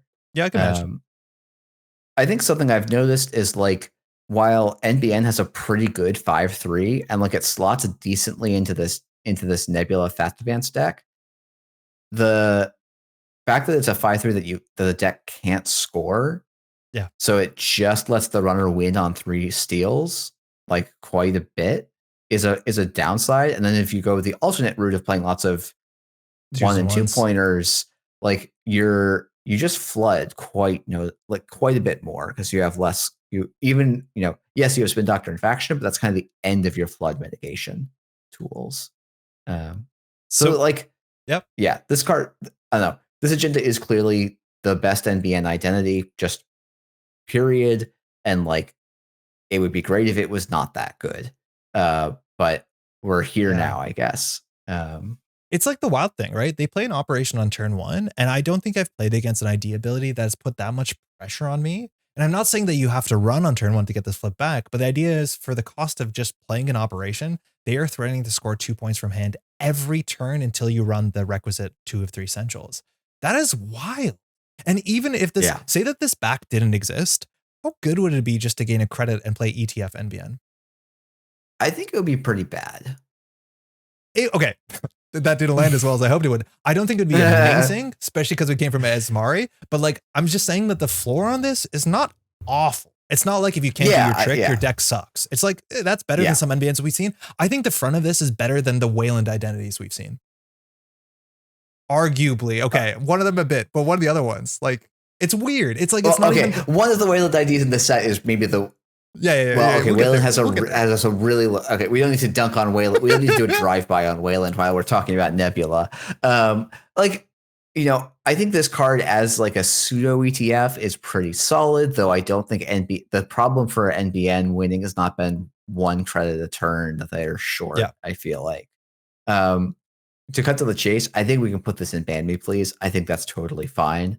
Yep. I think this card is the like, if a clot existed, the way this deck looks is completely different, right? And it just doesn't exist. Do you think it's better than Oko? No. I think Oko's better. Yeah. Yeah. I think Oko's much better. Yeah. Like, I think it's harder to deal with Oko. Yeah. I think Oko is hard to deal with and has more versatility in things it can support. I think, Nebula gets beat by, honestly, like, I don't know. When I think about it, it's like the Nebula deck, the way that people build Nebula decks right now is let me put a lot of ice in my deck and then a lot of operations and I'll just score out, right? And that's a very nice, linear, straightforward pattern. I think one of the problems for that, from my perspective, is everyone, when they build a runner deck, the first problem they try to solve is how do I make my ice really, like my ice handling tools really good? Yeah. And so it's like, an Anarch player with like Bankar and Botulus, like suddenly makes it so difficult for this idea to stay flipped. And just making that 1 credit a turn isn't great. And even with that 1 credit a turn, like if you're Criminal, you can still bankrupt Nebula pretty quickly. And a lot of the NBN ice isn't that good at really kicking people out. Yeah. And so much NBN ice is based around tagging, but you probably don't want to include tag payoffs in this deck because they're going to be blank again. You're not going to include many proactive tagging tools. Maybe you'll include value oppos. Maybe I'm wrong about that. That's actually, I do think you might be wrong about that. And that's where, like, I think Nebula, the starting point of Nebula we've seen now, but I think we're going to see people build other alternate weirder decks. Like the fact that people play as aggressively as they think they can do, because turn one, every nebula looks like every other nebula, that you can fit in the sort of like oppos and then have them have to deal with the tags, but also you've flipped when you've oppoed. So they have to either clear the tags or run centrals. I was watching on the stream, Koga was playing mutually assured destruction combos, where in theory on the other side, when you play mad, you have enough clicks to do gain a click and then actually kill the runner in one shot. Like the weird combo decks are going to exist in this because that back ability is very good and it forces interaction in a way that the runner might be on the wrong foot. Like, I don't know if you do again, like measured response, but things like that will exist in this. And it's hard to tell what they are because all decks look the same until you start touching cards that might be too late. Yeah, I mean, the thing, I think for me with Oppo is like you have way less control about when the Oppo is going to fire. Yeah. Because the runner actually has to go and touch an agenda if your deck is just ice operations and agendas. Like they're not, like the runner doesn't actually have to interact in some of those cases.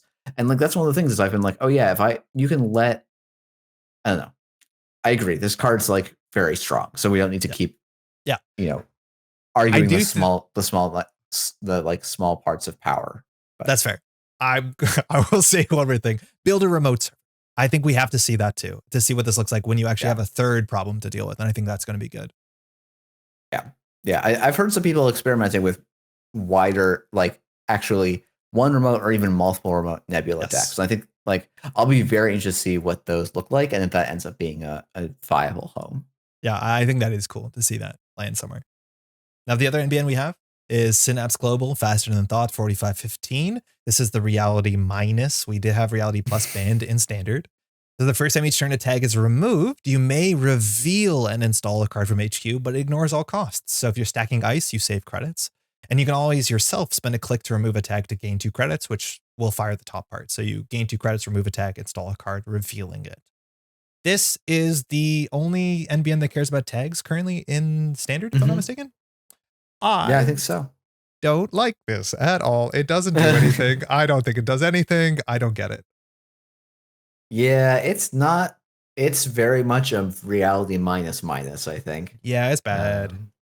There's just not enough ways to give tags. And then like revealing the card is a downside. The one really cool thing about Synapse is how your opponent has to experience this. Where if you take a tag or if you run and face check and take a tag during the run, you need to plan that because you don't want to clear a tag last click because they can just put an agenda on the table. So that's sort of like, it feels kind of like a Wild West duel where it's like, when are you going to clear the tag? Are you brave enough to put something in the remote server when I have 2 clicks left? And I don't know. That part's cool, but like, I don't think it does anything.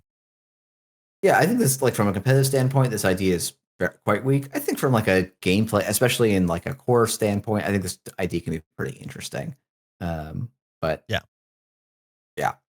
I could see it. Like I could see worlds where this ID does stuff, especially I think of like the Glacier Asmari builds.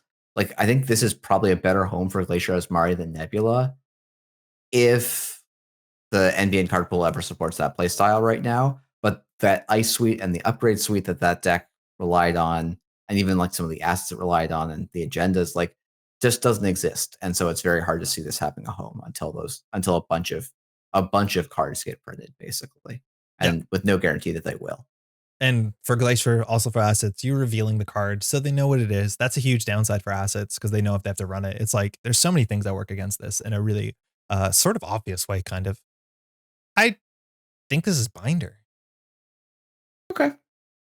I think if you're playing NBN assets, I would rather play Epiphany by a mile. If you're going to play NBN Glacier, I would probably just play Nebula and still have a good ability. I can't tell when I would need this ability. I feel like if I was truly trying to go Glacier, I think this does beat Nebula pretty quickly.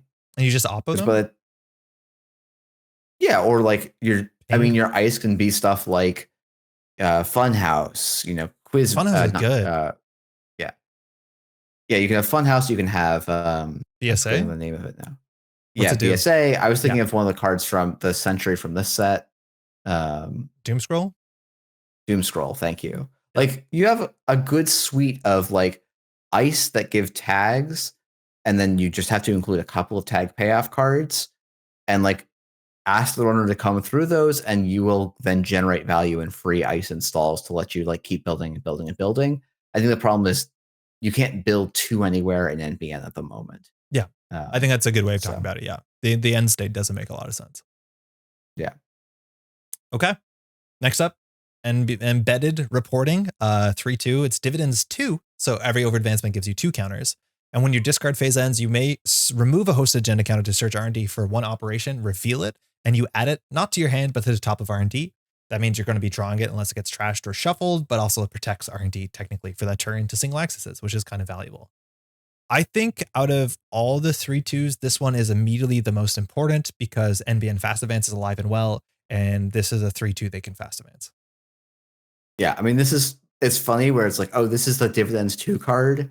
So like maybe at least. So and like I've seen this over advanced 0 times. I agree. But I think I may have over advanced it once and then went, oh goodness, that was a waste of a click and a credit. Yeah. In theory, like it feels like it makes sense with Nebula because you get more operations, but you generally don't have a problem the way you structure your deck. Yeah, or it's like, oh, it can make sense so I can always find my Oppo and be threatening. Like the runner can know that I have Oppo next turn, so that will shape their play. But in practice, I just haven't seen that. Now, what Project Beal did, and this replaces Beal, was like so much different than this card. And like, that's obviously, there's other cards that have Beal-like effects, kind of. What's it called? Freedom of information. But that is not an idea that's alive on this. So it just functionally becomes a 3-2 in most situations. It might be here in terms of meta relevance, but in terms of its power, I would put it there, I think. Oh, really? I think this is like an archetype enabler card. I don't think every NBN deck is running this. I think every NBN deck is running this, unless it's like Synapse. Well, so you think like, like an Epiphany deck is running this? I feel like I think there's good agenda suites that are like next big thing. The card we'll talk about next, Crypto Crash, and then like some 2-1s, the 2-1 to fill it out, or Freedom of Information is to fill it out. Like I think there's other good alternatives for non-fast advanced based NBN decks. Now, I think we're saying like we expect Nebula to be probably the best one or one of the best NBN decks, but I don't know that that makes it a faction staple in the way that we expect like most Jinteki decks to be running Saman and most HB decks to be running Project Ingatan. I think what my knee-jerk reaction is like, even from the last meta, the best NBN decks were NBN decks that also just threatened Beal. And I don't know if we're getting to that because tags don't seem to be anywhere near as relevant as they used to be a couple months ago. But for that point, like having this thing that you can score seemed relevant and might still be relevant to this sort of like, I need to put assets, but also have threat. I'm probably wrong about that. I just like never want to undersell Beal in the sort of tag decks we saw in the last meta and the sort of like tempo decks we see in this meta, maybe. I don't know. Okay. There might be something to it. Where were you thinking? Like, I would say here, maybe. Yeah, that's where I was thinking an archetype enabler. Yeah, that's fine. I can see that. Okay. Now this is probably where that card that we just took out is going to end up going. Next big thing, 5-3. No matter what happens to this, it's getting a counter, and you can spend the counter on this no matter what side of the table it's on to draw 4 cards and shuffle any amount of cards from your hand back into R&D without having to reveal them. This is the 5-3 NBN has, notably that this is the only 5-3 they have. Weyland's the only faction with multiple 5-3s in faction, if I'm not mistaken. And this is just one of the best 5-3s I think we've seen in a long time. It's really good. Yeah. This is a card I'm pretty scared of, honestly. Like I touch this and then my opponent gets to draw for Oppo. That's now at threat 4. Not thrilled about that. Not thrilled about them being able to do this, play your digital life and then hit the Oppo, right? Like this card's perfect. It's like, pretty scary to me. Is your hand bad? Yeah, I'll put this on the table. You run it. I have fixed my entire game. A game I was going to lose, I now might be favored in. Like it is a bit of the bacterial reprogramming, but it doesn't add 10 minutes to the game. It just like puts the game back on track in a way that the Corp should be favored. This thing is messed up good, and you'll see it everywhere in assets, in tags, in Glacier, in Fast Advance. It is just that good. As much as in Fast Advance, it can be a bit awkward because it's hard to score at. Yeah, no, agreed. This is the top of faction staple. Yep. Every NBN deck should be playing this, I think. Yeah, agreed. Next up, Idiosyncresis, one of the few cards I actually haven't hit the table with yet. It's a 1 res, great Doyle art, 2 to trash, 2 influence. You can advance it. And when your turn begins, you may trash this asset. For each counter on it, you gain 3, the runner loses 2. So that's a 5 credit swing for every advancement, potentially 10 credit swing, minus you have to res this. Notably, it's when your turn begins. So unlike the reversed accounts that just left rotation from system update, That was a click ability, which is both slower, but it means you could hollow min it in theory and then fire something. But this has to stay on the table before start a turn. I've seen this nowhere. I don't know where to play this, but I actually am scared of it. I do think there could be a deck that just puts us in a remote server and like advances it and says, damned if you do, damned if you don't, either oppo or you lose money. The problem is I don't know if the NBN has that shell. I do influence, maybe you find it somewhere else. There is no good way in standard to get advancements on this besides La Costa. Yeah. End of or my thought, Hollow Man, really. I guess, but yeah. Yeah, Hollow Man's awkward with this. Yeah, it's I don't know. It's like, and reversed accounts I think was 4 to trash as 3, well. Oh, 3. That makes sense. So that one difference still feels pretty impactful. Yeah, It was 3. You're right. And also the like this being a start of turn, so it's like, oh yeah, there was often play patterns where it's like, oh, the Corp didn't even advance the reversed accounts; they just installed it, and I have to go and trash it immediately. Yeah, this is different. But you don't have to do that with this. The Corp has to invest first, which is a much better deal for the runner. I'm sure some Pravdivos people out there are going to get a kick out of it. But to me, this doesn't seem like it makes the cut to me in Pravdivos decks. Maybe it should, but I don't play Pravdivos decks, so I'm not sure. It might. It's like, I want to say better than Vig, but like that is such a silly sentence to say. Yeah. Vig, I mean, yeah, it's better than a card that's very bad. Yes. And like, I guess it's like the challenge to me is like, oh, if I'm cranking this really high, shouldn't I be playing Clearinghouse? Yep. Like that's kind of the issue. Or an agenda and winning the game. Like you have a bunch of different options. I don't know if people play in BTL, like that seems kind of weird. I think Charlotte's better probably for the influence and as much as you lost NGO. I don't know, but it's like, it's a card if someone can nail it. It has a good effect. It's just like very, very clumsy. A lot of parts of it don't make a lot of sense. So are you thinking slots are hard or binder for this one? I believe a bit in it. Okay. Does that make sense? That's fine. Yeah. Okay. Yeah, I believe a bit in it. It's weird the reverse saw no play as much as like there are reverse blowouts and it just never worked towards that direction. It won Worlds, but it saw no play. Oh yeah, it did, didn't it? Yeah, it did. Okay, all right, that's cool. Saw no play. All right. Public Access Plaza. It is the closest we have to a pad campaign in some ways. It's 1 to res, only 2 to trash. And when your turn begins, you gain a credit. However, threat 2 technology started to show up in Elevation. There's 2 NBN cards of that. And if you trash this while it's resed, the runner takes a tag if we have at least 2 threat, which for threat, mind you, it means that there's at least that many points or more in a player's score area. It can be either player. So after 1 agenda, this becomes something. I cut this relatively quickly out of my Synapse deck because it didn't seem like an important card. But I think that this seems okay to find in NBN assets because it's just an econ card that in the mid game is hard to deal with and it's hard to batch trash, which you want to batch trash against Epiphany because tag is bad. Yeah, I think that's I think that's true. I wouldn't be shocked if a asset Synapse ever exists. This will obviously go in it. But I think this is just generically good in NBN assets. Yep. It's yes, it's a little bit weak it's weaker on the first 3 turns of the game. But generally, NBN asset decks look to bring on very, very long, grindy games. So I'm not that worried about paying out while also protecting itself. Like being 2 clicks and 4 credits to trash is worse. Way worse than just 4 credits to trash. And this also pays out faster than Pad Campaign. So like, while I don't think Pad Campaign was seeing a lot of play, so I wouldn't expect this card to be a powerhouse, I think this card is like very reasonable. It's 1 influence. I don't know how much that's going to actually matter because you have to care about tags. Like, I don't know, maybe in Thule if you need a bit more money, but I'd be super surprised. I think there's better things you can do. Maybe an assety Weyland because they don't have like permanent things to just make the money anymore. You have wall to wall. That's like better than this, right? I don't know that wall to wall is better than this. In op? If I'm going wide in op, I think this is better than wall to wall. Oh, okay. Okay. That's fair. 1 influence is fine. People will probably dunk on me for that, but yeah, I would rather have the runner take a tag when they trash a card than have the 1 more sometimes credit. Draw, sometimes credit. But maybe that's wrong. I think this is a role player. I think it's actually pretty good though. It's just like not the flashiest card in the deck. Yeah, I was gonna let you put Mitra above this if you wanted, but nah, I know what I'm about, and I can't there's other opinions. All right, we got NBN Ice, 3 strength, 3 cost, 3 subroutines. That's really good. 2 influence for a doom scroll. Give the runner a tag, do a net damage, and do 2 net damage if the runner has at least 2 tags. I just want to say this. I was watching Koga stream. First turn of the first game of the Elevation new tournament. Somebody runs HQ, click 1 as a runner, through a doom scroll, and hits 2 ganks and dies. Whoa. Outside of that, I don't know if you have to play ganked. This card is good. The numbers are good. Yeah.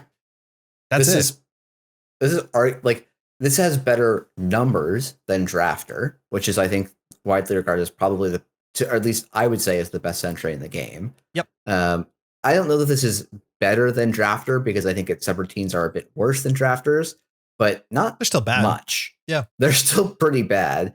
This is often, for most first encounters, it's going to be a 2 subroutine, 3 strength, or 3 res, 3 cost ice. Yeah. 3 cost, 3 res, ice. 3. Oh my goodness. Can't say that one right. This is going to be a 2 subroutine, 3 to res, 3 strength ice, which is pretty darn good just on its face. The tag is going to mean that the runners has to be responding to this in many cases. And it's still going to be pretty taxing. I think this goes in pretty much every NBN deck. Yeah. As it's probably your first ice. It's comparable to both F2P and Smiling Tsarevna and to some extent Starlit Knight. But the cool thing also with this is that it does scale if the runner goes tag me, but it's still good if the runner doesn't have tags, which is kind of like Starlit Knight, but a heck of a lot cheaper. And I'm more excited to rise this on turn 1. I do want to say, and I do think we actually said this on one of our earlier tier lists, with ice like Tsarevna, Perhanas, Doom Scroll, and I feel like I'm forgetting maybe one more, there's a fair bit of net damage in the NBN face check. And while all that ice doesn't consistently see play, like as a criminal, when you're face checking with 1 breaker in hand that you cannot replace, I actually am becoming nervous that I'll consider not face checking or pre-install. Oh my god, it's so rough. I've actually switched. I've switched up my breaker suite so that I can pre-install all my breakers now. Yep, basically. And like, I have legit looked at Marjana and gone, maybe it's time. Maybe it's time to pull out this 0 cost Fractor. Yeah. Because it's like the yes, it's pretty rough, but like being able to put it down for 0 and then like saving that 3 credits up front so I don't have to worry about all this incidental net damage, and because I'm playing janky ass stuff, my own meat damage, like that has value. Yes. No, I agree. You have problems with the 3 strength barriers, but yeah, the net damage is actually real. This is a really rough face check for a lot of folks. Also good into Banhar because it has 3 subs. The 3 sub equity is very good. I actually would put this above Samaximut. I think we're going to see more of it. I think Samaximut is sick. I think it is actually one of the best like meta cards right now to some extent, but this is fair. I think that's very, very good in NBN. Cool. Next one. Cool. Yeah. We'll go slightly down on this one. Yeah. N-Pot. 4 cost, 4 strength, 3 subroutines, but only they start to matter at threat level. So the first one's end the run. The second is threat 2 or greater end the run. The third is threat 4 or greater end the run. And you can pay 3 credits to break a subroutine on this if you're the runner. So if you don't have a breaker, you can always go through this on turn 1 for 3 credits, and then for 6, and then heaven forbid, pay 9 credits to go through this. Hopefully you have a breaker situation at that point. If you're on threat 4, it's good against Boomerang. 3 strength or 3 subs is actually pretty good into a lot of stuff. It's good into Banhar even on turn 1 because it has 3 subroutines, even if they don't actually do anything. I see this and I think to myself, I'll play Messna Chestvo thing. I think that's probably generally true, but I actually think if I'm looking at Messna Chestvo and N-Pot and I don't have a lot of good ways to advance, I think N-Pot's probably going to come out slightly ahead. But the face check on Messna Chestvo is really good. I guess I am depending less on landing the face check right now. I feel like that's like it's an important way to evaluate, but like I'm like, okay, I'm going to be playing against Baz, I'm going to be playing against Banhar, I'm going to be playing against, So you just don't think it'll fire? I just don't think that lose 3 credits is as useful as like the better long-term tax that N-Pot can represent. It's weird to think the toll booth ability on Messna Chestvo is something that we're not excited about. And I do think that tells about how many people are cheating through ice right now. Like it's kind of weird, but maybe it's not. Well, I mean, the difference between Messna Chestvo and toll booth is like, oh, you have to spend a click and a credit to make it a toll booth, right? No, I just mean like the face check happens. Like people face check into NBN ice. Oh, that's true. Yeah. No, you're right. Advancing it is clumsy. it totally lands. And like it's going to be way more impactful than NPOT, but you are paying a premium for like yes, so it's a 1 credit premium, so it's not the end of the world. Yeah. But you know, I think it's people are probably sleeping on this one a little bit, even though I don't think this card's great. Where do you think you put it? I don't have a strong read on this. I haven't actually put it in a deck yet, though. I think this could ease like I would probably put it in role player, but I think slots are hard is a totally fair place to put it. I think you convinced put me. it actually. I think I would definitely put it above Empiricist. Yeah, You'll see more Empiricist than NPOT. maybe. I don't think you should, but you're probably right. I think most Jinteki Glacier decks will feel like they have to play a big Sentry, and they'll probably play Empiricist. That's fair. Okay. We have a couple NBN cards. I'm slightly shifting our cameras. We're getting smaller and smaller as Archetype Role Player gets bigger and bigger. That's always how it goes. We're moving on to an operation. Yeah. This one's called Bigger Picture. I know, Jeff, you're familiar with this art a fair bit. Gray Ops. Operation, play only if the runner is tagged. Resolve one of the following. Either give the runner another tag, good old Big Brother, or remove any number of tags, and the runner loses 5 for each tag removed, and then you get an equal amount of credits. So technically on one tag, it's a 10 credit swing, but you did save the runner a click to remove the tag and 2 credits. So it feels worse than it is sometimes. But again, with Synapse, that is some ability text too, because you've removed a tag. To influence. This is like meaner than I thought NSG had in them. Interesting. I think that's true. It is meaner. Like 5 credits is a big number. I think because it's removing the tag, like you're kind of giving the runner 3 of those credits back. Exactly. Which like I think is why the number actually has to be so big. But you know, it's funny because like, oh, this is a very mean card. I think it's also not very good, which is funky. So like the fear is we had Market Forces, and Market Forces had this play pattern back for rotation in which if you floated a couple tags, it didn't clear the tags, which was the problem. So you're still stuck in the issue where you can get Market Forced in the future, but it just said you can't run anymore.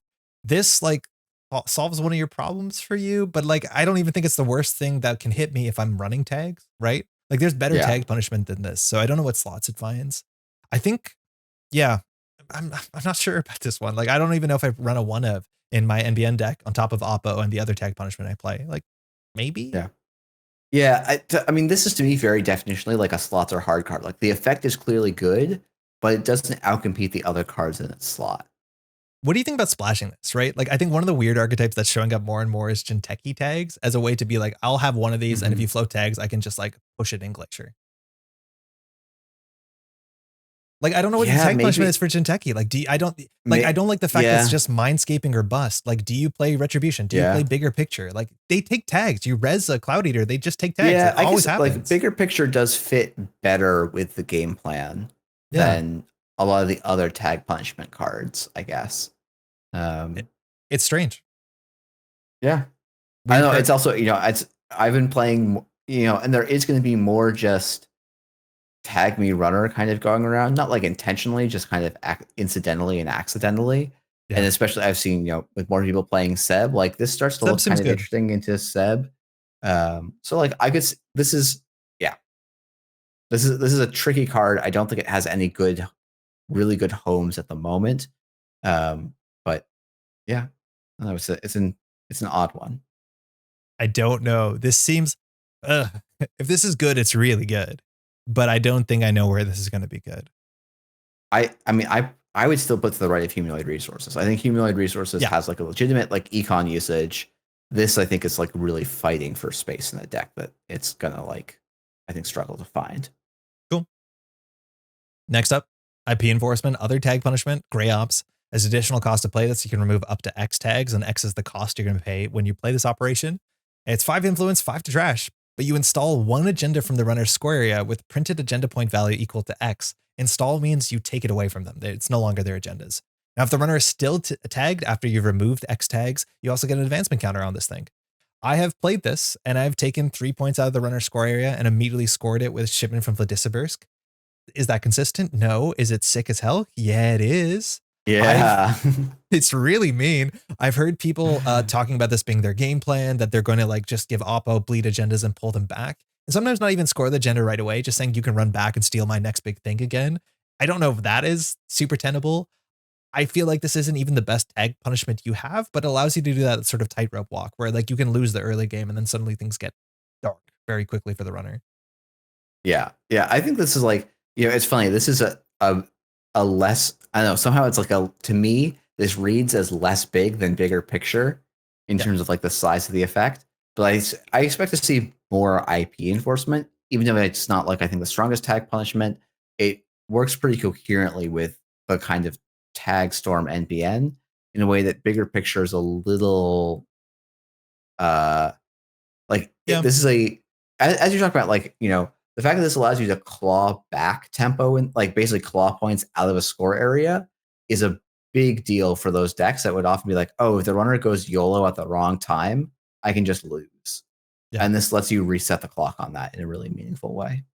Yeah. And if you get the bigger picture back, you get the button, which means you can refill this. The weird thing I've been finding with this is like it's hard to build an NBN tag storm deck that makes sense. It feels like in the context of the card pool. But the other thing is like the way that you beat this is the way that you play around Shipping from the Disappears, which is a very, very also potent tag punishment card, which is like just clear some tags. Like if you have 2 tags, this is not going to win the game. If you have 1 tag, this does nearly nothing. But if you have 4 tags, just clear 2 of them and you'll be fine. Like that's the problem. Yeah. Yeah, I could see this being like a card that people are playing with for fun right now, but it kind of just disappears as people learn the right lines against it. Yeah. Tags are more common than ever, but I don't think runners are floating 4 of them. They're floating maybe 1 sometimes. Yeah. Is this actually a slots are hard card? No, it just doesn't work. Okay. I just don't think it works. Oh, you think this is a binder? I think this is better than bigger picture. Better than big picture. Yeah, you're right. But I think it's easier to play bigger picture. I think it's harder to play this because your game plan is give the runner 3 tags and make them hold on to it. And that's not an easy thing. I don't think I think something that like, and this is like definitely coloring my perception, is like to some extent to me, there's like a Mad Nebula deck. I was just gonna say like, Mad. Yeah, that then like IP enforcements, and that's going to be better than the bigger picture deck that does the same thing. Yeah, you're right. The fact that they can play a Mad and gain a click and then just grab the agenda back. They can't score it, which is like kind of weird. So I don't know where they put it, but like they need more clicks for that. But yeah, Mad is very scary with this. That's for sure. Okay, that's fine. Yeah. I agree. I guess we can do this too. This makes more sense. Yeah, I think that makes more sense. Yeah. Okay. Last NBN card. It's touch ups. It's a double, so it takes 2 clicks, costs 2. It's also 3 influence. It places 2 advancement counters on an installed card that you can advance. And then if you do that effect, so why are you doing this? Choose a card type and then reveal the grip, so the runner's hand, and choose up to 2 revealed cards of that type, and you shuffle them into the stack. That means if you call event, mind you, in the context of Steelskin Scarring, which is usually squirreled away in hands, that won't trigger it, so they won't draw cards. And then the runner usually will be on 3 cards in hand. What can you do with 3 cards in hand? Well, there's a lot of meat damage that does 4 damage in the format. That really matters. Is this a tempo tool that you can fast advance with the Nebula? Yeah, that also works. Gemalong can just score out with 3 2s with this for 2 credits. This is a card that I think we're going to see it in way more places than we might expect it. And I can't believe that this does as much as it does. Right? Like in Oko, is this playable? Yep. Blood in the Water. I think you can hit with this. You can push. In Weyland, can you kill with this? Yep. This into measured response, this into end of line. That'll kill. In NBN, you used to do like, mindscaping into end of line. If they float a single tag, touch ups in the end of line kills like nearly everyone. Mm-hmm. Yeah. Like it's good. I think the thing to me is like in NBN, I think this is not that great. Like, yes, you do have the fast advance mode out of Nebula, but you have plenty of other enablers that I think are more usable than touch ups, because like I agree. this only works for scoring out.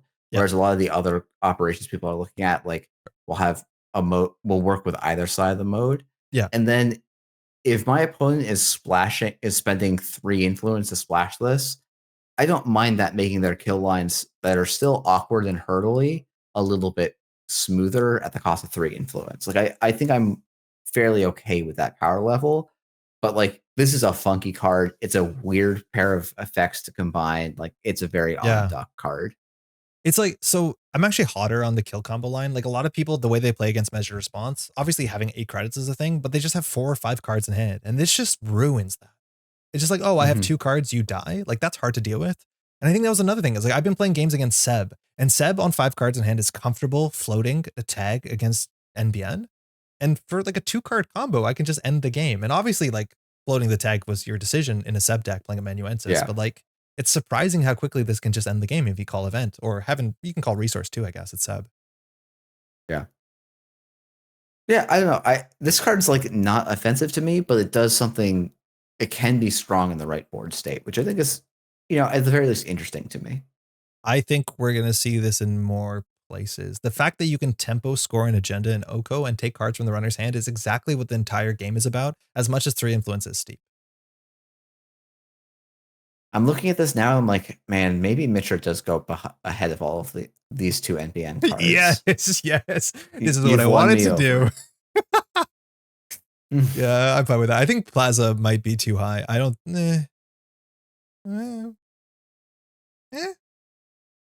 Okay, that's fine. Okay. What do you think about NBN? That's all the NBN cards. I mean, NBN had got like 3 incredibly strong cards, and then I think the rest of their set kind of paid the price for that. But it's wild. It's all over the place. Yeah, but the good stuff is really, really good. There's a bunch of weird stuff. Yeah, NBN, it seems interesting. I haven't played enough with Epiphany, but from my understanding, that's also good. Like just assets, like NEH style, I think still works, which is kind of cool to see. Last faction, we have 4 neutral Corp cards. We got to start here with an identity called Bangan. 4515, you may install agendas face up, and when the runner acts as a face up installed agenda, do 2 meat damage and give the runner 1 tag. So a bit of Argus, except it doesn't fire all the time. Notably, there are no public agendas left in standard at all. So the only way to get this to fire is to use Bangan's ability. Well, that obviously like makes sense, just so you understand. This is what public agendas have become. I think this is very quite bad. It doesn't do anything. It loses on centrals. It gives up too much information. It gives the runner a choice. You're hoping the runner misplays. It can't go fast enough. Has no agendas that make sense with it. It's bad, dog. Yeah, it's I almost like it's not good. I've lost to it, and I am deeply ashamed of that fact. I will blame the fact that all of my Chesvies showed up in the bottom 10 cards of my deck. And that's just a lot of my econ. But like, this ID has a extreme loses on centrals problem. It has an extreme, it has a plethora of issues. That said, I'm glad people are enjoying it. I think it's going to be a deck that people can have a lot of fun with. I don't expect this to win any major events. No, it needs a different card pool. The kill combos in Weyland are also really hard. Like, they're not consistent, and people are teched to them naturally. Good plays teched against it. Very strange. I don't like it. Now, the other one we have is the Zwicky group. This is an unsubstantiated identity, 4515. It says first time each turn, gain credits through an ability on an agenda or an operation. You can choose to draw a card. Now, that is neat. There are a bunch of operations that give you credits, and you fire that as soon as that fires. You don't have to resolve the whole operation, which in context makes this more interesting.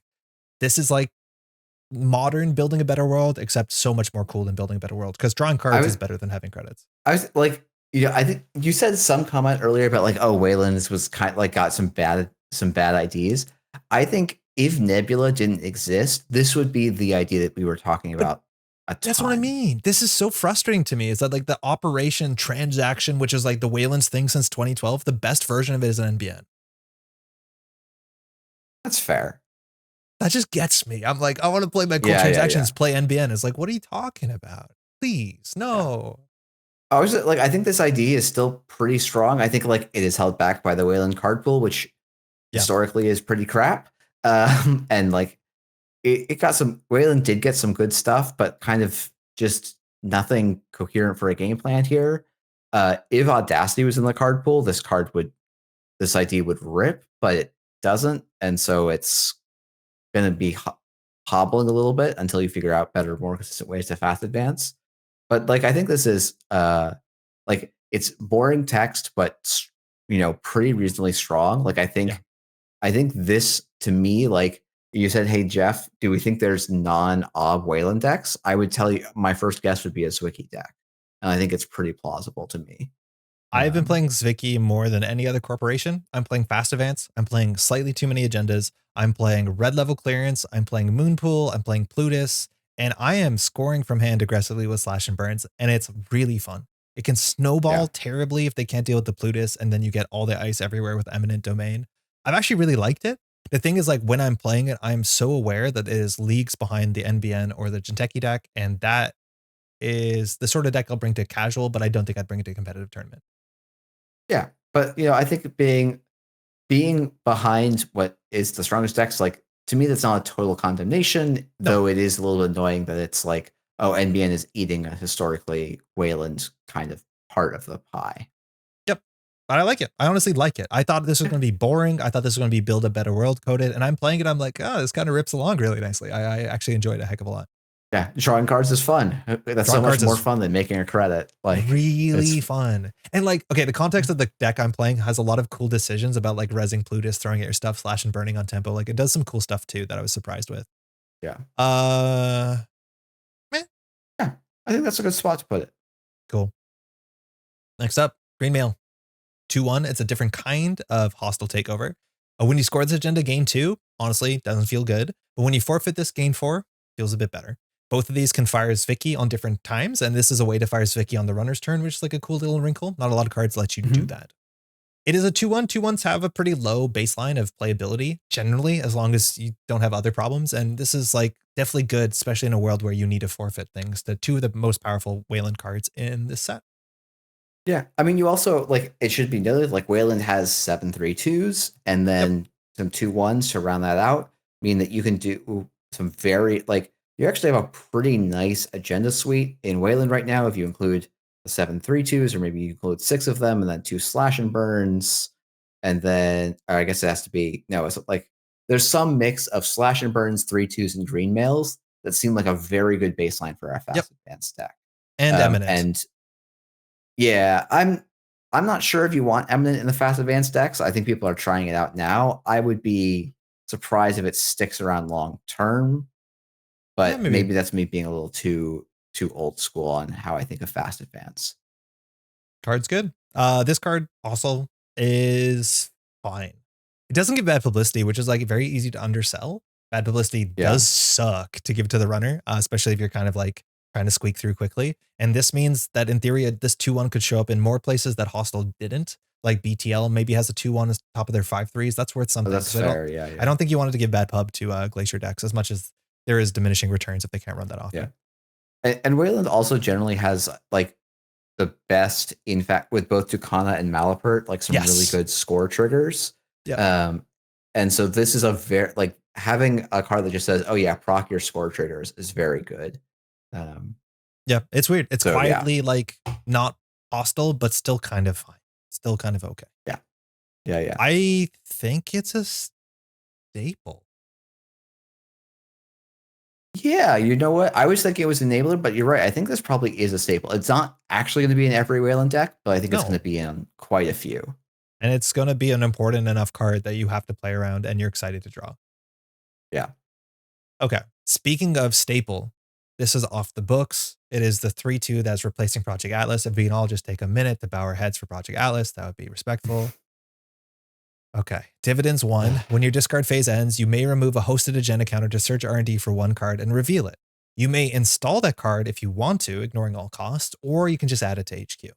So Atlas was one of the most important Weyland cards. You wanted to score it out with a counter. Project Atlas just said, has an agenda counter. Use it at instant speed to grab anything from your deck, add it to your hand after you reveal it. That was very, very powerful in context of fast advance combos or getting kill combos together that require like 2 pieces. But fast advance combos was more important for the last couple of years of Weyland. This didn't do that. And I was so upset about that. Like, comparing yourself to Atlas sucks. And then I've played this and I've just been discovering more and more goofy lines that make me really like this card. Just being a 3/2 in the 7/3/2 faction is like good enough with Weyland having enough weird fast advance things. But like, I have installed this, double slash and burned, and immediately got the spin doctor to save the problem I just caused. Like, kind of sick. I have scored an agenda, immediately grabbed the Plutus or the next off the books and just chained them like I'm Titan, but a bit more honestly having to put the thing on the table. I have actually liked this way more than I thought. Yeah, I think I've liked this as more than I thought I would too. So the people in dev, when I was complaining about just give me Atlas back, like you can have that win. Yeah. Yeah. Yeah. The install is pretty good. It does make me dislike Project Ingaton even more because that's Yep. I actually discovered today it's only from archives. I not even like archives or HQ. Yeah. So That I would have been feel cool. like I feel even more ripped off with HB's 3-2. Yep. This is still like a big power level down from Atlas, and I could see Obdex wanting to still run Ozef before they run off the books, For sure. but But Azif's great that's in Ob. that's okay, right? Yeah. That's not. It's okay to have 3-2s that are stronger in different contexts within the same faction. That's actually probably like a peak design goal. Really, is to have cards with a similar stat line be good in different decks in the same place. Yep. Yeah, this card's very good, and that's going to be in many Weyland decks, though, because Weyland has a functional 5-3 suite. I'm not sure if it's really going to be everywhere, but I think it's more of a faction staple to me than Green Mail. Yeah. I agree. If that makes sense. So Yeah. The install on this, the clickless install is really, really sick. That is the part of this I'm like, wait, that's actually really good. I don't want to use this like an Atlas to hand. I want to use it to tempo something out. And for that yeah, reason, I'm going to put it here. yep. Cool. Yeah, that's the right. I was going to say, but no, I think Semaximus can go in other places, and Yep. yeah. All right. Next up, we have Anthill Excavation Contract for trash cost of 1, res for 3. It's only 2 influence. When you res this asset, you load 8 on it. When it's empty, you trash it. And when your turn begins, so over 2 turns, you take 4 credits off of it and draw a card. So functionally, you go up 5 credits and 2 cards, which is really quite good. It fits into this camp of things you have to protect because it's not Rashida. It doesn't just fire once and goes away, and it's only 1 trash cost. It is cool that you need to protect it. It's hard to protect it on turn 1 because if you res your ice, if it's not a Maskarovka, you'll have problems resing this. But even if this is res, the runner should consider running it down because 4 credits in a card draw is actually a fair bit. Yeah, no, I mean, to me, this is the card I am trying to put in basically every Corp deck right now. Me too.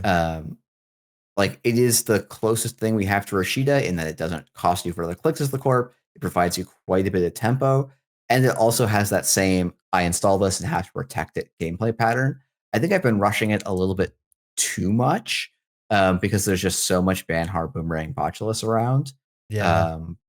But like, it feels good to fire it once, and it feels amazing to fire it a second time. And it feels like a nice centralization thing in the way that Rashida did, but without the like just complete BS openings that Rashida could make. It hits all like great design marks, and I think to me like this is in all of my HP decks right now. It's in all of my Weyland decks right now. Like yes, if I'm gonna any deck that has some modicum of ice, I'm gonna be looking at this. So yeah, card's killer. It seems honest. It's really well designed. Numbers on it are very good. I like the art a lot too. I mean, it's good. Yep, that's where I was gonna put it. Let's go. Okay. This is actually my favorite card from the set so far. This is Plutus. Unique 0 cost deep net asset, 3 influence, 3 to trash. So already pretty reasonable numbers. If you're going to res this, you have to either forfeit an agenda. I don't often do that. I more often reveal and trash 3 cards from HQ. So those go face up into archives, which actually really does matter for a bunch of different interactions. When your turn begins, you may play in a transaction operation from archives, and after it resolves, remove it from the game. Notably, you pay the cost of the transaction. You don't pay a click for the transaction unless it asks an additional click from you because it's a double or something like that. And this happens before start of turn trigger. So you have to decide before you mandatory draw. That means if you play any sort of transaction that gives you a click, like red level clearance or just like petty cash, you'll have a 4-click turn to score from hand. This is hyper potent, fast advance. Even when you're just firing hedge funds, start of turn triggers, gain 4 credits, draw a card, like kind of sick. But scoring out and closing the game, I think you can see this in, I think every faction has a deck that can play this. For what it's worth, I think Weyland's actually one of the worst to play this because they have the fewest amount of transactions that can actually give you a click. I'm going to come in with a scorching hot take. Yeah. I think this card's quite bad. You play 3 because not just, I guess here's my thesis. Yeah. If I have a Plutus on the board, I'm able to fire it enough times to win me the game. I had a remote that I could have scored out of the entire game, like in that same set of windows. That's not true, because you can score an agenda 2 turns in a row. Like, what I'm doing with this is I'm scoring an eminence. I'm getting something on the board, protecting this. The next turn, I score an agenda. Like, there's no off turn. And even if there's an off turn, you get a hedge fund and a card draw. Your RLC, you clicklessly draw 2. You gain a click back. Like, it's still just pushing you forward like a busted asset. Okay. I still, like, I'm not convinced by that argument, but that's fine. Yeah. You know, people will probably, or will try and prove me wrong. I think that if your deck is like, oh yeah, when I stick the Plutus, I get to fast advance. Like, that's such a centralization of the game in a way that I think makes it quite flimsy. If my power is I get to recur a bunch of operations for econ, we already have a card type for that. It's called assets, and like I don't know, it eats up, this card to me eats up slots and influence very, very quickly in a way that's going to narrow the deck spaces of things that can play it. And I think that's going to be the like nail in the coffin to it being a strong card, even though I think it's a very fun card. But that's what I was going to interject. Is like, I do think how fun this is might be clouding how consistent it is, and I could do something else with that space. I do think though, the amount of slots you have to put this into a deck to make it a functional win condition kind of compares to Moonpool. So like, even in an HB deck, if you put 1 copy of this in your Plutus, the runner has to trash it, because even with just some petty caches or some red level clearances or some green level, greasing the palms, whatever you are playing is enough to cheat out your last couple points. And I think that's kind of wild. Like, it's fascinating. This text doesn't matter on the winning turn. Like, forfeit your hand. Who cares? Trash your hand. Okay. Where would you put it if I didn't say anything, if I wasn't here? Slots are hard. No, really? Yeah. You don't think there's an archetype here? I don't think there's a good one. Oh no, I would dunk it here. We can put it there. That's fine. No, but because I have to meet you halfway. Like, I'm gonna end up putting it here, and I'm gonna hate it. This is gonna make me hurt. But like, this is not my show. This is our show. Well, this one's going on your channel, so I'll give you the prerogative on this one. I will slowly move it up through the video before we get to the end. Okay, if I feel strongly about it. This card is so good. Okay. It's so fun. Okay. It's a very fun card. It's a super cool card. Yeah. All right. Next up, another fun Weyland card. We have the Biowak. It's a 14 cost res ice, 6 strength. That's only a destroyer, not AP. It's 3 influence. However, when you res this, you can forfeit an agenda to reduce the cost by 10. In theory, you can reduce the cost by 0 by forfeiting a green mail, but you technically have to have 4 credits in your credit pool before you do that. Boo. 3 subroutines, trash an installed program or end the run, trash an installed resource or end the run, and then simply end the run. Those are mean subroutines. You can technically not choose to end the run, even if they don't have a program, I believe, to cascade and hit them with every ladder as they fall down, rung on the ladder.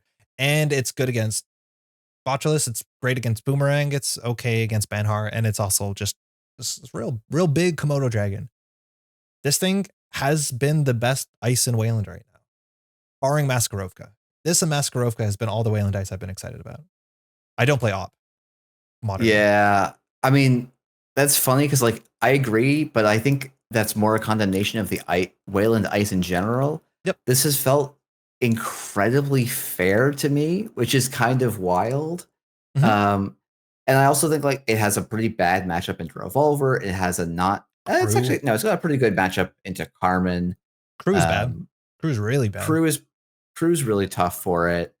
Echelon, it's good into Echelon. Like 6 strength is quite good. I think I just happen to have been not particularly bothered by it because I'm either playing Carmen with a Game Dragon or Revolver, which both handle this pretty effectively.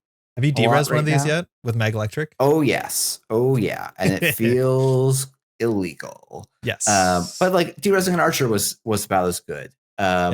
I think the fact that like Archer actually gave you money back was the thing I had not thought was important. Yep. And now when I see this res, I'm just like, oh, great. I get to just kind of, I think part of it is also the play pattern that people are using with Biowak right now is it's it's always being rezzed off an eminent domain score search. Yes. Yeah. 100%. And no, seeing this face up, like, yes, in theory, they've installed a second one that they're going to hit with, but it just doesn't. You don't face check. It is not. You can deal with that much more easily. I feel like. Yeah, I agree. Than it felt. So I don't know. It's like Archer was really, really good in the last meta, but I have just been less intimidated by Biowalk. But I think that's actually more to do with Weyland as a whole. Despite how high we're putting a bunch of its cards, I think Weyland as a whole is suffering quite a bit. And so this card has felt kind of meh to me, but I think that's more a Weyland problem than a this card problem. Yeah, I do agree with that. The Weyland Ice Suite has been kind of inconsistent, but I do think when I get this rezzed on R&D, I stop having to worry about R&D the same way that I do when I just have, a Shylendra there or something like that, which has been nice. I don't know, maybe that's not enough to ask, but I just feel like when I get these on the table, I'm cooking. I'm cooking. Hopefully for a bit. Yeah. Is this a role player? Yeah, definitely. I would say it's a role player. I think this is like the thing, the Archer. And for what it's worth, Archer was like one of the most defining Weyland cards in the last rotation for the last little year or so. All the decks were just like eminent domain delivery machines, it felt like in Weyland. And so many decks were like on the runner side, how do you deal with an Archer on turn 2, turn 3? And well, people did figure it out. I think the revolvers are somewhat less common. Maybe they're not. I'm putting this maybe below Mitra. Yeah. Nice. Okay, cool. I'm into that. Yeah. All right. I mean, probably realistically, it's stronger than Mitra, but we're pretending that Mitra's really impactful right now. So yeah. Pretending. Yeah. Good. Cool. Next up, we have Kessleroid. It's a 2-cost barrier, 1 strength. It's 1 influence. You can splash it. Says the runner cannot trash this ice and has 2 end the run subroutines. I want to say in the core format, there is no way to trash ice, which like in one way is kind of cursed. And the other way, people are like, wait, you can trash ice? No, that's not even true. Really? There's one way to trash ice in the core format. What's that? Charm Offensive. Oh my God, you're right. I forgot about that, which is like, yeah, that's not surprising. Okay, you're right. So you can't Charm Offensive the Kessleroid. Bulletproof. Yeah. This card sees play. And I think a big part of it seeing play is that it is a 2-cost barrier, which is the cheapest end the run barrier. It's also an ob. Having a 2-cost end the run slot is like totally fine for ob chains. I just want to take a second to remind of like, if people have watched the channel, they know I really don't like this card. If you compare this to Tattoo Bola or a Blade of Barrier or Ping, and then Weyland's meant to be the barrier faction, like what happened? I don't know what happened. Weyland forgot how to build walls, it seems like, honestly. Like envelopment falls down. Kessleroid is just not that good.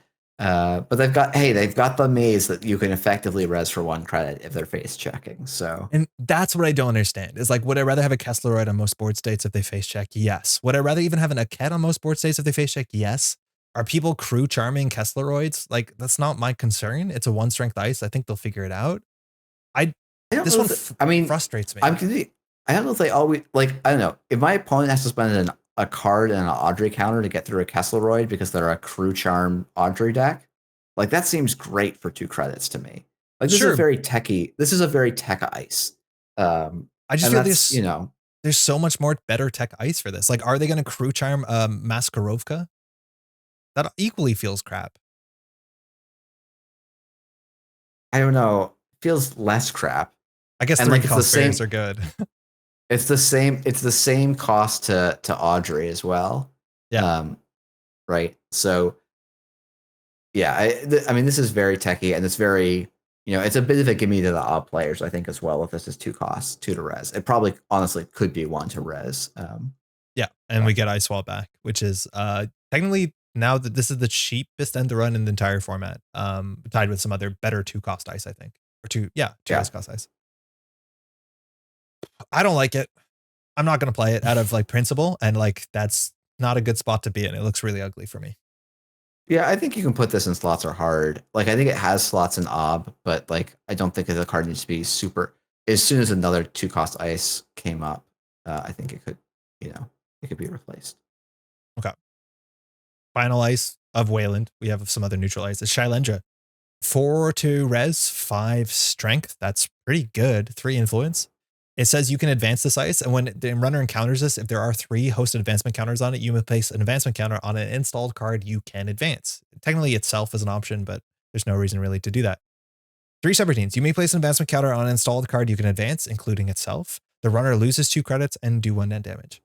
Doesn't end the run, but that's really hard to break. The math on this is like very undercosted for what it does. Like 5 strength, 3 subroutines. You should be paying 6 to 7 for that, but you're not because the subroutines aren't super impactful.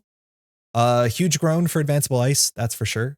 I do think this ice actually does see play though, because you just put it on centrals and it's hard to deal with, but I think that often sees play in the decks that actually care about net damage and cards in hand, which is not every Weyland deck. Yeah, I think it really can only see play. Like it kind of actually is just an asset only card. And I'm sure some BTL Glacier player will find a home for it. Like, oh yeah, for sure. They'll find a way, right? I've been like, I saw so much like a lot of hand wringing about how pushed and crazy this card is, and like I've just been kind of face tanking them, like in every game I've seen it rest, and it's not felt like that's hurt me significantly. Like losing 2 credits is not great. Losing a card, depends. It's very situational how bad that is. It's very rarely the end of the like. I've often lost my decoder to this and gone, yeah, that's fine, whatever. This is the only code gate you're playing, so what do I care? I've been less impressed by this in play than I think the discourse around it would suggest. But that might just be that I've been playing against under-optimized Weyland decks. Yeah, I do think you want to consider this in Bangin, but you have other problems there because it works with Bangin. But yeah, I don't know. I haven't been impressed with this. I don't know if it's going to naturally find a home. I do think the code gate slot, like I do miss the Whoredom. That's sort of like mid-range end the run code gate. Because right now it's like, do you want to play Afshar? Do you want to play a Descent? Or do you want to play Valenchow? It's like the code gates are really inconsistent. It feels like. Yeah, and Valenchow is very specific on the decks it can go in. Like yeah, a lot of weird problems. Yeah. What do you think? I'm glad this is not doing its thing. Yeah. I feel like it's going to see more play than Endpot. Oh, Boomy's behind her face. I feel like Boomy's a better ice than how far we put it on the bottom. Boomy's fine. I mean, I'll let you put it above Empot and Empiricist. No, that's fine. I'll go that far. Okay. I think Silindra goes right around there. Is it behind Boomy or ahead of Boomy, do you think? My friend Boomy, I'll put it behind. Okay. I think you're going to see more Silindra than Boomy. Yeah. Yeah, okay. You want to look at Sokka? Let's take a look. See what William's been up to. Key performance indicators. Cost 1, transaction. Resolve 2 of the following in any order. World champs just make modal cards. That's how it goes. Draw a card. Shuffle a card from HQ into R&D. Sokka has been very clear on record to say that was the part that he didn't ask for. That was added. It's still a fine part. A second option, install a piece of ice from HQ ignoring all costs. Very Sokka coded. Place an advancement counter on an installed card you can advance. That's some nice click compression. And then finally, gain 2 credits. Which modes are you meant to play on most board states? I'd argue gain 2 credits is probably not it. Install an ice advance is usually, I think, where I want to do if I'm pushing. But the cool thing in Zviki is that you want to do the 2 credits because it's 2 credits and draw a card on most board states. And then you decide what you want to do with the rest of it. You can like install the ice you draw, which is kind of neat. This card also in Nebula is totally fine because it gets an advancement and your credits. So you get a click back if you're on Gemelang side. And that is a cheap way to fast advance, as much as this might not be the best use of 2 influence. It's hard to tell where to spend your 2 influence on each of the transactions that do some Nebula click compression. I've also this has also found a little bit of home for me in Ob. Sometimes if you're playing like the Stavka half run variants, this is a way to get half runs that end up in your hand out of the way, and also cycle the agendas that you kind of flood in some situations. And also, you often want to have like a 3-stack ice on your remote, and so this lets you do that in a pretty cost efficient manner. So it's been a nice little piece there. It's hard for me to run more than 1 or 2 copies. And sometimes I run 0, but like it's a pretty like it's a modal card that has a bunch of below curve effects, but you get to combine them and pick ones that are on rate. So I think this can go in quite a few Weyland decks and has a little bit of home in other places too. This is the sort of card, like, if this was playable, if it was like less influence, it'd be kind of busted. But if it was like playable, I would feel so much better about Humanoid, because I would love to play this after Humanoid on a lot of board states. I'd be like, yeah, I'm going to do something cool. I'm actually going to push an agenda and put an advancement on it, right? Like, this is what you want with Humanoid. Yeah, for sure. Yeah, it's neat. I think this is going to show up in different places that you might not expect. It is very quietly a workhorse, and it is kind of real flexible. I like this a fair bit. Yeah. You want to put this around top-down solutions? I was going to put it here. Was top-down solutions? Oh, yeah, exactly. There. Yeah, that's fine. That's fine. I like that. In fact, it's probably this. Sure. I think once we're finished, we have like 5 more cards. We'll do the last look over, which is always quite fun. Because eventually things you ignore and they slide out of context. Okay. Last Weyland card. Measure response. We got a great article talking about how the design of this card changed. It's 5. It's 3 trash cost, and it's 4 influence. Play only if 2 things have to happen. The runner has to make a run on their last turn, and it's threat level 4 or greater. It says do 4 meat damage unless the runner pays 8 credits. So it gives the runner a bunch of different ways to play around this. Either have money, have cards in hand, don't be on threat, and trash this. One of them won't flatline most runners. 2 of them won't flatline most runners. 3 of them will flatline a bunch of runners if you have 15 credits on all of these, but I don't think I've ever seen that happen so far. Yeah, I mean, we say that one of these won't flatline most runners, but one of them can flatline a runner. It actually, if you set up your deck construction right. Yes. And I've been, I don't know that it's a hyper consistent plan, but I think it's worth, like, it's not going to happen a non-zero amount of times that you can push a player into a spot where measured response slanting is going to be very bad for them or even game losing for them. Like, I don't think the card is cracked power level or anything, but I think it's a thing that you will have to think about and play with in your brain as you're playing games of Runner. You're not going to agree with me on this, but the thing that is weird about this card is I don't think we've seen a very reasonable win condition hyper compressed on a single card like this, right? Like, maybe the closest is a snare, but the runner has to hit it. It's so situational. Maybe the closest is a punitive, but a single punitive doesn't kill most runners. But the idea is, and you're really not going to like this, is I play this as a one of in most Weyland decks I built, because I don't feel like the slot does enough damage to my game plan. And specifically, this card is best if they don't see it coming. Like, when I'm playing against Bangan, I'm just always repeating, make sure you don't die in measured response this turn. We're on threat 4. And then because you see this coming, you play around it. And in theory, the best measured response is the one that you don't expect. And when they find my 1 measured response in Vicky and they trash it, now they're playing around measured response for the whole game. And I only have 1, which is worth something. Don't worry about open deck list. That still has its own wrinkle. But like, if you're the sort of player who wants to put snare in their HB deck, this is that power, that vibe, but a bit more like consistent, weirdly enough. But I don't recommend that for competitive play. Yeah. It's like, this is better when you don't see it coming. If they see it coming, they're playing around this and you can still make this consistent. But like, that's the frustrating thing with me, is I'll just put this in weird spots. Yeah, I mean, I think this is going to have some of that snare gotcha games for sure. Yeah. I guess, like, in the same way that I don't worry about losing to random snare. And like, I think within 2 months, I don't think we're going to be worried about losing to random measured response. I think people will figure out credit pool patterns and card draw patterns that are less vulnerable to it. And then other times, like, I've already had games where I'm like, you know what? I got to make them have it. Yeah. It's just the line I have. And I actually think that can be fun. Like, it does. It's so, like, it's been kind of fun to go, like, I haven't seen any influence out of this deck, but I got to take a risk. And it's like an interesting thing to have in the back of my mind.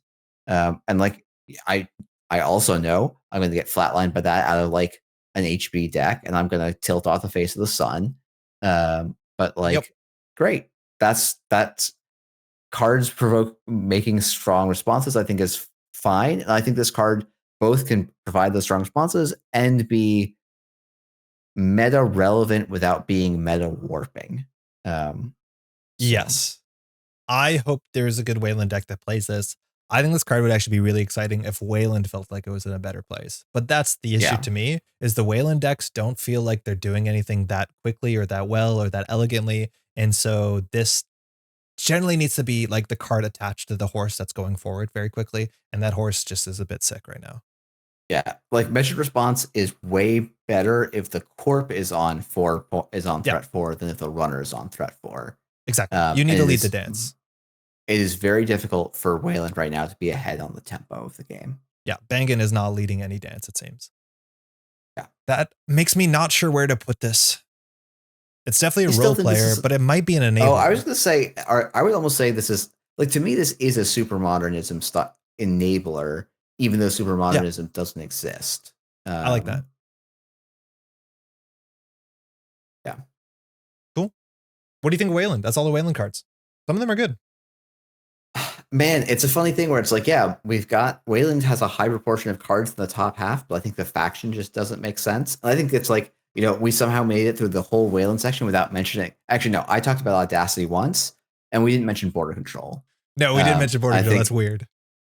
And it's like both those two cards leaving, I think, have like Weyland, for people that haven't been playing Netrunner forever, Weyland was a faction when people had no idea how to play the game for the first year, then stopped being a faction basically up until Audacity got printed, and then became an actual like good deck when border control got printed, and kind of hovered around that edge of playability as Ob got printed and kind of cycled in and out.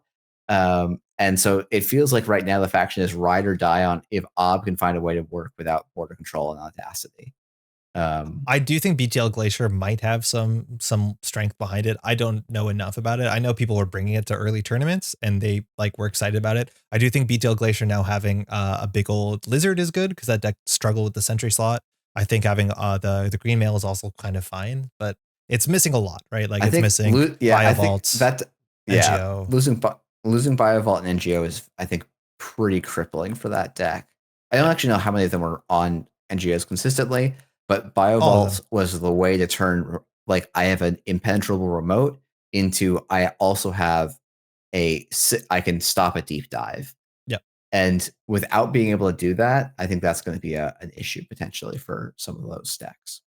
I agree. It's in a weird spot. I'm going to jam more of it because it's been fun so far, but I've not played a Weyland deck and thought like, oh, this is my best option. It's been like, okay, I'm having a good time doing this. And that's my choice. Yeah. That's very much, I'm going to a tournament tomorrow. Well, it will have long been a while in the past when this video goes up, but there's a part of me that's like, yeah, maybe I'll just bring an op deck just to have some fun, not because I'm going to try and win the event with it. I think there's good op decks. I think they're asset decks, but I haven't experienced enough of that. Yeah. And I don't want to bring a sweaty asset deck to the first CO of a meta, basically. We'll enjoy playing against Nebula. Sorry. Neutral cards. Fly Swatter, 2 cost, 0 strength, and the run subroutine. So very, very simple gear check. However, when you res this during a run against a server, purge virus counters. I think this is one of the best cards in the whole set. Yeah. This card is so good. It's unimaginably good. I mean, like, I think it's good. It's so good for in my mind, for 2 reasons. One, runner economy is in shambles, so everyone is playing fermenters. It's just like, oh, cool. I spent no tempo. I denied you an access and purged your fermenter. Like A+, no notes. Like slam this in most decks. Yep. And then incidentally hosing Botulises is not bad either. No, really good. I've got this Botulus face check. Sick. Like really, really good. Mitra can reset this. It's positional. It's cheap. It's nice. You can't purge modernly. People just overnight stop playing Maviruses because they're like, there's no more Amakua. I don't have to. And people just don't play Mavirus. That might change. Ob is playing Mavirus. That's the only place I've seen it.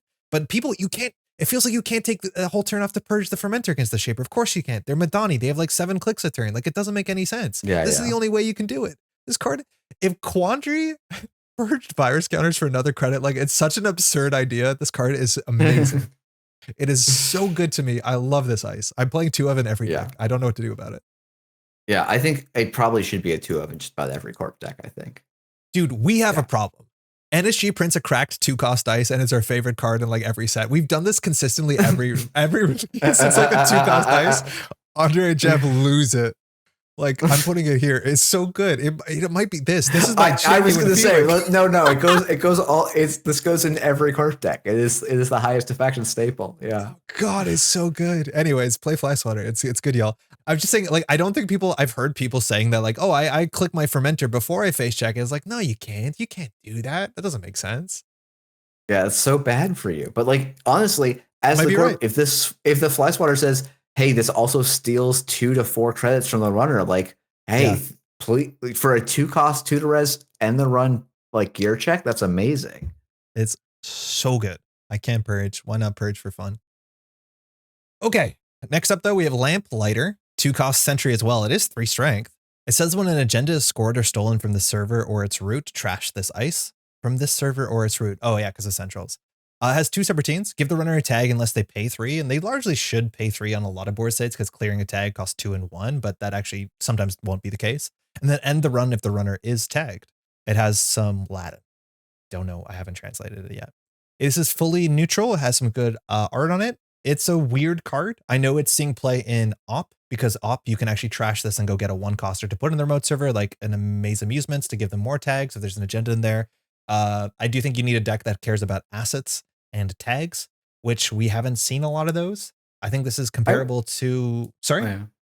Oh, I'll just say, like, I've seen, and we're going to talk about Makoto Language Grid in a moment, but like this, like, if we're moving towards a meta that allows asset-y play, this is like an amazing asset protection ice where it is actually very expensive for the runner to interact with, because often when you're playing assets, they're not going to be putting breakers down. And it's honestly hard to break this ice super efficiently with most things at the moment because strength 3 on a sentry is like a really good number to have. Like I think people like this isn't like a wow, look at how strong this card is, but I think this is a pretty noticeably solid card. It's just like, oh, it goes in an archetype that historically runs very few ice, so it's competing for some very tight slots. Yeah, and it's competing with other slots. It's like, is this better than just having a ping and saying install your breaker and then pay what's functionally 3 credits and you have a face check with a tag? Is this better than a VSA? Is this better than any ice that the runner breaks for 3 credits? Admittedly, they don't need their breaker, and that's the part that I don't understand. It's like, why don't you get something that requires a breaker? It has a face check. Yeah. Yeah. Oh, I think like it is pretty cheap, which I think is like it is cheaper than most of those. Like it's not cheaper than VSA and ping. Fair. Sure. But it is like in the sentry slot, it is I think actually fairly cheap for that size of effect. Unlike a Doom Scroll, the runner can't just walk through this. Now, admittedly, they can just pay through it, but like that's kind of okay, I think. Like it's not ideal, but I don't know. Or like if they're like really tagged, they can walk through this less than they can a Doom Scroll, which has happened to me, where it's like, oh, I was floating a tag, so I don't get to just pay my way through, even if that was the line I would want to do. Yeah. It's neat. Can't tell how to play it. Do you play an HB in Poetry and have greasing as a tag threat? Like, I don't think that's enough. It's hard to tell. So I feel like this like really narrows down the decks it can see play in as much as it is a neutral card. Yeah. Is this a high slots are hard card? Slots are hard card? I don't think it enables an archetype, but I think it's a role player in the archetype. I just don't know if the archetype is like a legitimate archetype. Yeah. That's what I'm wondering if it's actually a slots are hard card. And like we might move. There's a couple of cards that we have in role play right now that I'm like, I think we'll just bring down. Yeah, I agree. Let's just put this in here for now. I would put it to the left of IP, but yeah, that's fine. Okay. Yeah. Neutral Operation. Surprised to see this, honestly, in the set. Petty Cash. This is one of the last revealed cards. It's cost 3. You can only play it if you've not finished an action yet this turn. Action, mind you, is anything that's click, effect. So any of the basic actions on the basic card are actions, but also you can't like, I don't know, click a thing. I don't even know what's a card you can click. Like a Calvin Bailey. Yeah, I picked a good example that everyone remembers that card. Notably, you can play this on a humanoid resources as your operation because you haven't finished resolving the action, which is a 3-click action. Anyways, when you play this, you gain 5 credits. So you're +2. And technically later on, you can click and spend an action to play this from archives after it resolves remove it from the game. And notably, if you play this from anywhere except HQ, you gain the click back from playing it. So functionally, on the turn you play it, it's a click for 2 credits. It goes to archives. On the following turn, the first thing you do is you play this from archives, you get to click back, and then you get 2 credits. So it's a hedge fund divided between 2 different turns. So every deck can functionally play a couple hedge funds. You can play 6 hedge funds. As much as having to play this on the first click is actually pretty limiting, because if you draw it halfway through the turn, you're kind of holding onto this. Sometimes you just want to discard it to play from your bin. It has an absurd amount of synergy with this entire set. In fact, I would argue too much synergy with this entire set. Yeah, it's a high synergy card with some pieces in the set. I feel like the 2 cards that we have in the Ban Me Please category use this card very, very well. Nebula uses it incredibly well because it plays it to flip and gain a credit. And then when you play this clicklessly from the bin, you end up gaining 2 clicks. So you're kind of off to the races. You gain 2 clicks, but you functionally spend a click for it. And that means you can fast advance out while gaining 2 credits. And it's a hard thing for the runner to interact with. And it doesn't depend on it being in your hand as much as runners can grab it with Copulation from archives or Kill the Emperor or the other stuff. I've also played in OCO, and it's not maybe necessary in OCO, but the fact that you can discard it with your Charlotte, or not your Charlotte, sorry, your cohort or the OCO ability means you can play from the bin and get some burst money. Might not be worth the slot, but this also works with Plutus. It's a very easy thing to play early and then have it in the bin for Plutus to play to gain clicks. It works with a lot of different stuff. I don't know yet if everyone just plays it as an IPO type card, where it's your 4th and 5th and 6th hedge fund. What do you think? I think if you're Glaciary, you probably can play as a 4, 5, 6 hedge fund. I think like it's obviously pretty strong in Nebula. Like it is a pretty strong set of interactions with some of the very strong strategies right now. I don't know that the card itself is like, it's this weird thing where like it is really the only interaction that actually, like, the Plutus interaction doesn't bother me that much. The Gamlang interaction does. Yeah. But if I like separate myself from that context, the card's like good, but not like a oh my goodness, how could this have been printed level card? Sure. I guess for me. And it like feels healthier than Subliminal, which is kind of trying to replace. As much as like the one turn where it fires in those examples is much more problematic, but it's not like Subliminal every turn in like Nuvang, as much as you can play this in Nuvang and it'll fire twice. Yeah. Yeah. And I think, it's like Subliminal was like, it was designed for decks that like one of the runners had not run for multiple turns.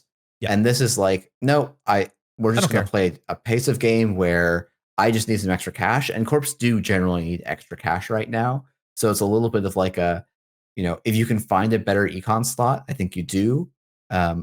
But it's, if you're a little bit stuck and you play a couple games with your deck and you're like, I need a little bit more cash. Well, petty cash is a pretty good way to kind of just add a little bit of smoothness into that. I think that's a good thing to have. Maybe like, I don't think the card on its own is too strong. There might be synergies that are too strong and need to get looked at, but I feel like that's its own set of things. Yeah. I don't know. Gunswiki, draw 2 cards. It's not an enabler, but it's a really good role player for all the decks it's doing its thing in. Yeah, I feel like it's up there with like Top 10 Solutions, KPI. Yep. Yeah, I think it's honestly, I think it's that good in the meta. Yeah, actually, you know what? I think that's probably right. It probably is the strongest in that set. Yeah. Yeah, wild card. I think it's a card that you could consider banning to deal with Nebula if you think that's necessary, but I think it has so much tied synergy to everything else in the set, let alone Corp power level abstractly as a neutral playable econ card, that it doesn't seem like a very accessible angle. I'd probably look at hitting Nebula's ice before I looked at hitting petty cash. But cool. That tracks. I want it for my Zwicky deck. Last card, card 82, Makota Langit Grid, pronunciation guide pending. Gives you 2 recurring credits you can use to res assets. In the root of the server and ice protecting the server. Persistent, so the trash cost of each asset in the root of the server is increased by 2 credits.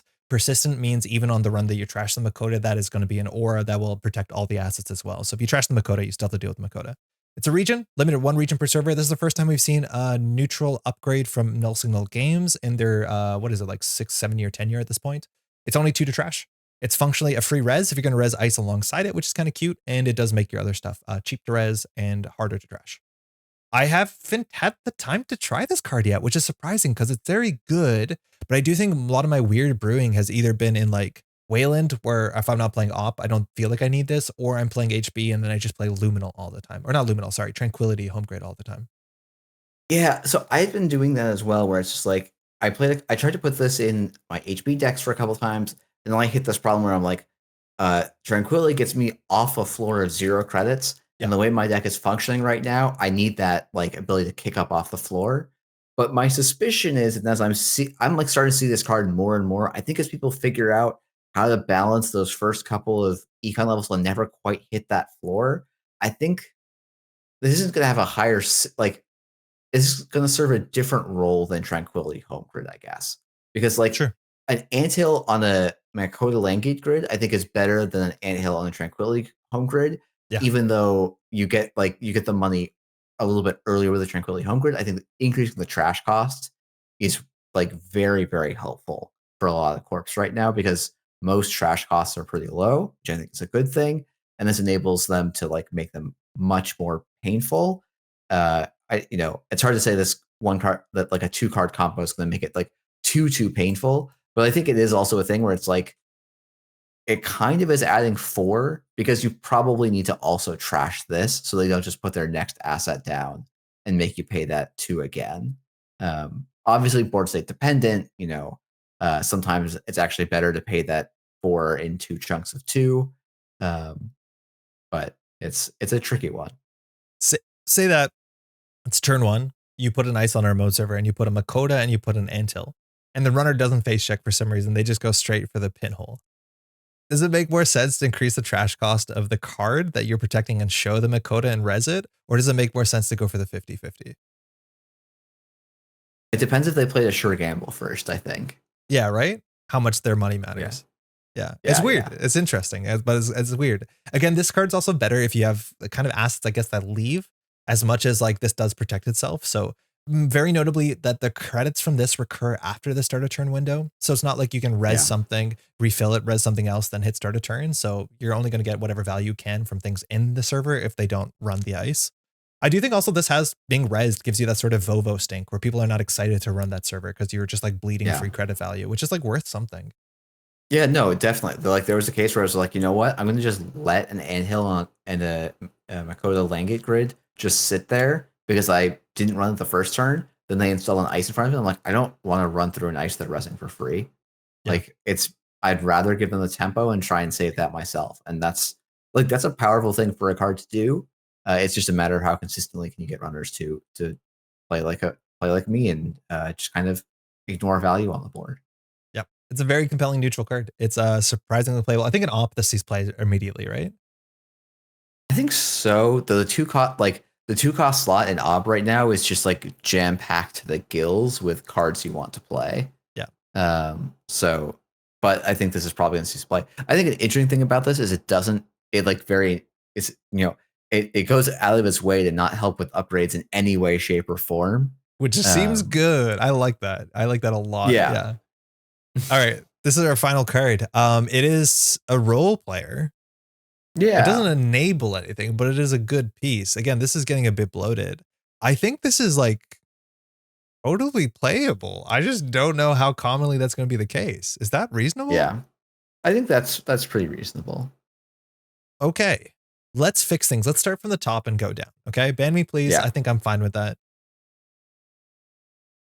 Action staples, I think I'm actually pretty fine with too. Yeah. Archetype enablers. I feel like trend setting isn't. Okay. Maybe I think we could take trend setting. Maybe in Thule. I don't know. I think it is sort of enable. I feel like it must be enabling for wide HB assets, which is kind of why I put it there. Sure. I'm just not convinced that wide HB assets is a deck, but it's trying its hardest. Well, I'm also not, I think we could say that for a bunch of different, like measured response is also not an archetype right now, but I think it is enabling them. Okay, right. That's fair. So, okay. Role players. Petty cash, great. KPI might be a bit high. Yeah. What can we move down from here? Because slots are hard is a bit. Yeah. I mean, to me, like touch-ups. Okay. Probably sericulture expansion. I guess, okay, I know that we can definitely move, like, even though I advocated for it, I think we can probably move NPOT down. Um, Yeah, that's fine. yeah, I would, like, to me, touch-ups, I would want to move down. We could probably, I feel like Public Access Plaza has got to be worth a slot in, like, Epiphany. Yeah, I Maybe think it I'm definitely is wrong, worth. but No, I think it's worth a slot in Epiphany. yeah, like, I think, like, this set was just designed to have a lot of piece cards that, like, were playable, but not the reason to play, which is, hopefully how a core set should work and not Yeah, just be full of the, like, most busted cards of all time. I agree. But we'll have to see if our Ban Me Please just prove to be, impossible to balance. But We're gonna get roasted for this like HB thing down here in the bottom. yeah, There's no way that's not gonna be a problem for some people.